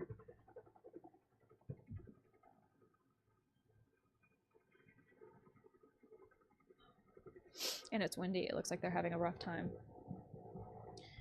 So the headline says, priest accused of sex abuse dismissed from Augustinians over disagreement with superior. A priest who was accused multiple times of sex abuse, including possession of child pornography, has been dismissed from the Order of St. Augustine, reportedly after a lengthy disagreement with the order. Father Richard McGrath was allegedly barred from the order following a prolonged period of disagreement with his direct superior, according to Michael Erdo, an attorney who has represented the Augustinians in the past. The dismissal reportedly happened in December 2024, according to Erdo. The Chicago Sun-Times reported on the controversy on Thursday. The Sun-Times did not say what prompted its Thursday report if the dismissal happened in December. The Midwest Augustinians did not respond to a request for comment on Friday, including whether or not they knew the whereabouts of McGrath. Erdo also did not immediately respond to an emailed request for comment. McGrath was previously accused of sexual abuse by Robert Krankovich, a former student of Providence High School in New Lenox near Chicago. The priest, formerly a principal of the school, allegedly raped Krankovich multiple times, according to Krankovich's attorneys. The former student's civil lawsuit was ultimately settled for $2 million before it went to trial. McGrath was also investigated over allegations that he possessed child pornography on his phone. Police investigated those claims, but ultimately did not bring charges. McGrath refused to hand over the phone to police, and the device reportedly went missing shortly thereafter. Isn't that convenient? The Midwestern Augustinians have published a list of past members with an established allegation of sexual abuse with a minor. The list, which identifies 5 past members by name, was last updated in May 2024. McGrath is not on it. In determining whether an allegation of sexual abuse of a minor is established, the province adheres to the canonical standard of moral certitude, meaning that the provincial recognizes that the allegation is false, may be possible, but is highly unlikely, or so improbable that the provincial has no substantive fear that the allegation is false, the list says. Though it is not clear why specifically McGrath was removed from the Augustinians, the Sun-Times reported that at some point the priest stopped listening to church officials about where to live. During proceedings over Krankovich's allegations, McGrath was reportedly asked if he knew why the Augustinians were trying to expel him. "Because I left on my own, without their approval," McGrath replied. Prior to his pontificate, Pope Leo previously served as prior provincial for the Midwestern Augustinian province and later as prior general of the entire Augustinian order. Erdo said in a statement to the Sun-Times that the Pope, then Bishop Robert Prevost, was serving in Peru during disputes over where McGrath lived. The future Pope had no responsibility for any Augustinians and had no oversight of McGrath's living arrangements, the lawyer said. So I wanted to mention that, not because, the reason I wanted to mention it was because I think it's important to acknowledge that this type of abuse problem is rampant, kind of everywhere. It's not landlocked to a specific organization or a specific group of people. It's everywhere. It kind of goes wherever it wants to go. And that was kind of my reason for sharing this article. Also, it is interesting that it's an Augustinian, and given Pope Leo's background with the Augustinians, you know, he probably knows about it.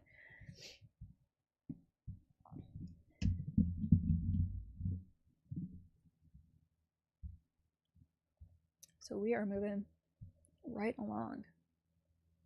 I've got just 2 more articles to read. This is the refutation that that letter that had allegedly been sent to Opus Dei from Pope Leo was never a thing. It never happened. And this clarifies that. This is published on Chronicler Spain, published on June 3rd, so technically this month, not last month. But I wanted to go ahead and mention, in case you guys are seeing that floating around or were under the impression that there was some type of official missive sent from the Pope to Opus Dei, that is in fact not true. And if you, like I said, want to read more about that, I would direct you to r/Opus Dei Exposed and to that post, which should be linked down in my source document, but if not, it's not hard to find. Oh, look, the page I was going to read is gone. Oh, there it goes. It's about the daughter of somebody that I just did a whole deep dive on, Enrique Rojas Montes. If you haven't seen it, I would appreciate it if you went and checked it out. I was going to read this article, although I don't think it's going to cooperate with me, but basically, his daughter Marian Estape Rojas, or Marian Rojas Estape, she is also a well-known public figure. I don't know if she works in mental health. I haven't done a separate deep dive into her, but since I started researching Enrique Rojas, I started seeing like her videos popping up. She's very present on social media, and so like videos and interviews popping up on like YouTube and Instagram and X, and then like getting these articles popping up about talking about, and you can't see the headline, but it was talking about Opus Dei's relationship with, or her relationship with Opus Dei, where that came from, how it's such an important part of her identity and everything. And that's something that is represented in numerous articles about Marian Rojas Estape. And that stands to reason because she comes from an Opus Dei family. Enrique Rojas is an Opus Dei supernumerary. It is popularly rumored that his wife is as well, which would stand to reason. They're a very, very Catholic family. That's something that Enrique Rojas has talked about in press interviews and stuff all over the place. And, you know, they are the type of family to correlate Opus Dei with Catholicism, to make those two things inextricable. Their Catholic identity is Opus Dei. Opus Dei is their Catholic identity and the Catholic lens through which I think it's fair to say they view the world. And so I wanted to just throw her in here. A few people left comments on my video were like, you need to talk about Marian, his daughter. Let's see if I can find something else about her, since this article doesn't want to work. Let's see, Marian Rojas Estape. And I'll just type Opus Dei, and we'll see what we can get.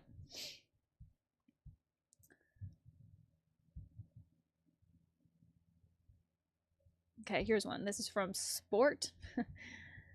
Translate to English real quick. Marian Rojas Estape and Opus Dei. This is the relationship between the successful psychiatrist and the Catholic institution. Tonight's guest is part of this arm of religion, thus following family history. So this was she was a guest on a show called The Anthill.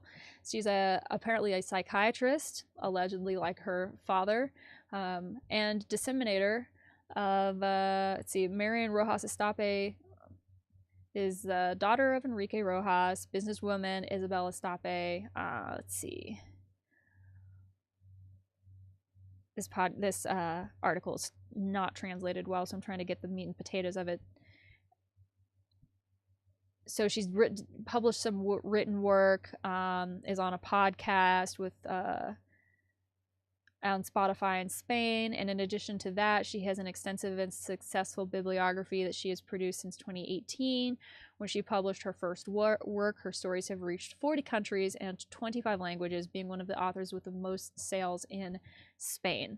So she is following the blueprint that it would appear to me she's following the blueprint that her father followed for becoming known as a successful author of so many mental health books and so-called psychiatrist to the elite and so on and so forth. It says children are one of the first things to get used to thinking about when you hear the name Opus Dei. In this sense, Marian complies with what is expected, since she is the mother of a large family of 4 daughters, along with her husband, the lawyer Jesus Martinez Cortez, whom she married in 2014. Beyond the obvious, the Rojas family has never hidden its belonging to this institution linked to Catholicism. Quote, "We are practicing Catholics. We get in the car and pray the rosary. We read the gospel as a family," which is attributed to Enrique.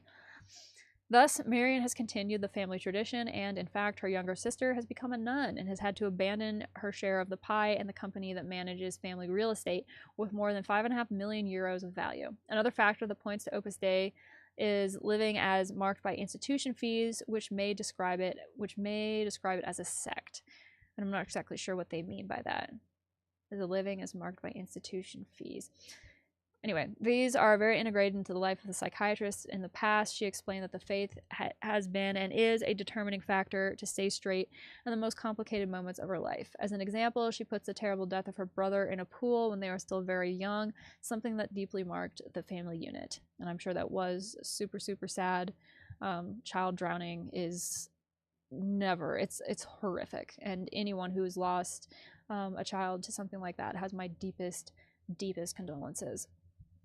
Another factor regarding the religion is religious solidarity with those who have the least. Rojas has collaborated with various NGOs and with entities that are responsible for improving the lives of some people. So shortly after finishing the race, she traveled to Cambodia to contribute their grain of sand to the lives of girls who have been sexually abused and worked in brothels. Another example is in the summer, she spent at a school in a poor community in the Bronx in New York to improve the lives of students. So very much more community minded than I would say I've seen some people who are connected to this organization be. But like I said, I've not done an extensive deep dive into Marian Rojas Estape. I don't have anything in the way of like firm opinion on her or the type of person that she is or anything like that, because again, I just haven't looked into it. But I wanted to mention that she is floating around because Enrique Rojas is in his late 70s and is not going to be around forever, and so his legacy is going to have to pass on to somebody, and I would not be surprised if it's this person right here that we're looking at. So, you know, in the future we may be seeing a whole lot more of her, especially if you are living in Spain. But that brings us to the conclusion of the newsroom analysis for May. We are done. We got through it all. Some really interesting headlines. Obviously, the general vibe that I get after reading all this stuff is that everything is very much in flux right now. There are a lot of changes coming down the pipe that we can expect, but they aren't here yet. Things are still up in the air. Things are undecided, and people are still getting settled into new positions of authority that they did not previously have. So it's going to be interesting to see what happens. Things are, I feel like things are only going to heat up more as time goes on. I think the rest of the year is going to be really, really interesting. But that is it for the month of May. Those are the headlines that I wanted to go over. I really, really appreciate everybody being here with me today. Hopefully the stream went well and you could hear me and the information was good. Once again, if you want to read any of these articles more in depth on your own time, they are all linked down in the description of this live stream, along with details to connect with me, follow my work on other social media platforms, and also support my work. If you so desire, you can buy me a coffee for $5, and I drink a lot of coffee while I do what I do, so the support is greatly appreciated. But you don't have to do that. Just being here, watching these streams and the research and letting me know your thoughts is more than enough. It's wonderful just to be building a community of people who genuinely care and genuinely want to know the truth. So thank you for being here and for being a part of that in any way, shape, or form that you so choose. But I think that is where I'm going to leave it for today. I'm really happy with the time length that this was. I was aiming to keep it within less than 3 hours would be ideal. So I feel like I've done that. I really appreciate everybody hanging out in the chat, and yeah, I think I'm gonna probably move on and enjoy the rest of my day. Probably rest my voice a little bit, because by the time I get done reading all these, no matter how softly and carefully I talk, by the time we get to the end, my throat is just like so I'm gonna probably rest my voice, read a book, and enjoy the rest of the day. So I hope that you guys can do the same, whether it's morning, evening, in your part of the world. Remember to move through the world from a position of strength, within yourself. Remember that you are sovereign. Remember that no one can take that away from you. And no one can threaten that in you unless you allow them to. That is something that we can maintain within ourselves, and we can be that light within ourselves and within our communities and our families, regardless of the darkness and the rest of the world. So with all of that said, thank you for being here once again, and remember, nolite te bastardes carborundorum. Don't let the bastards drag you down.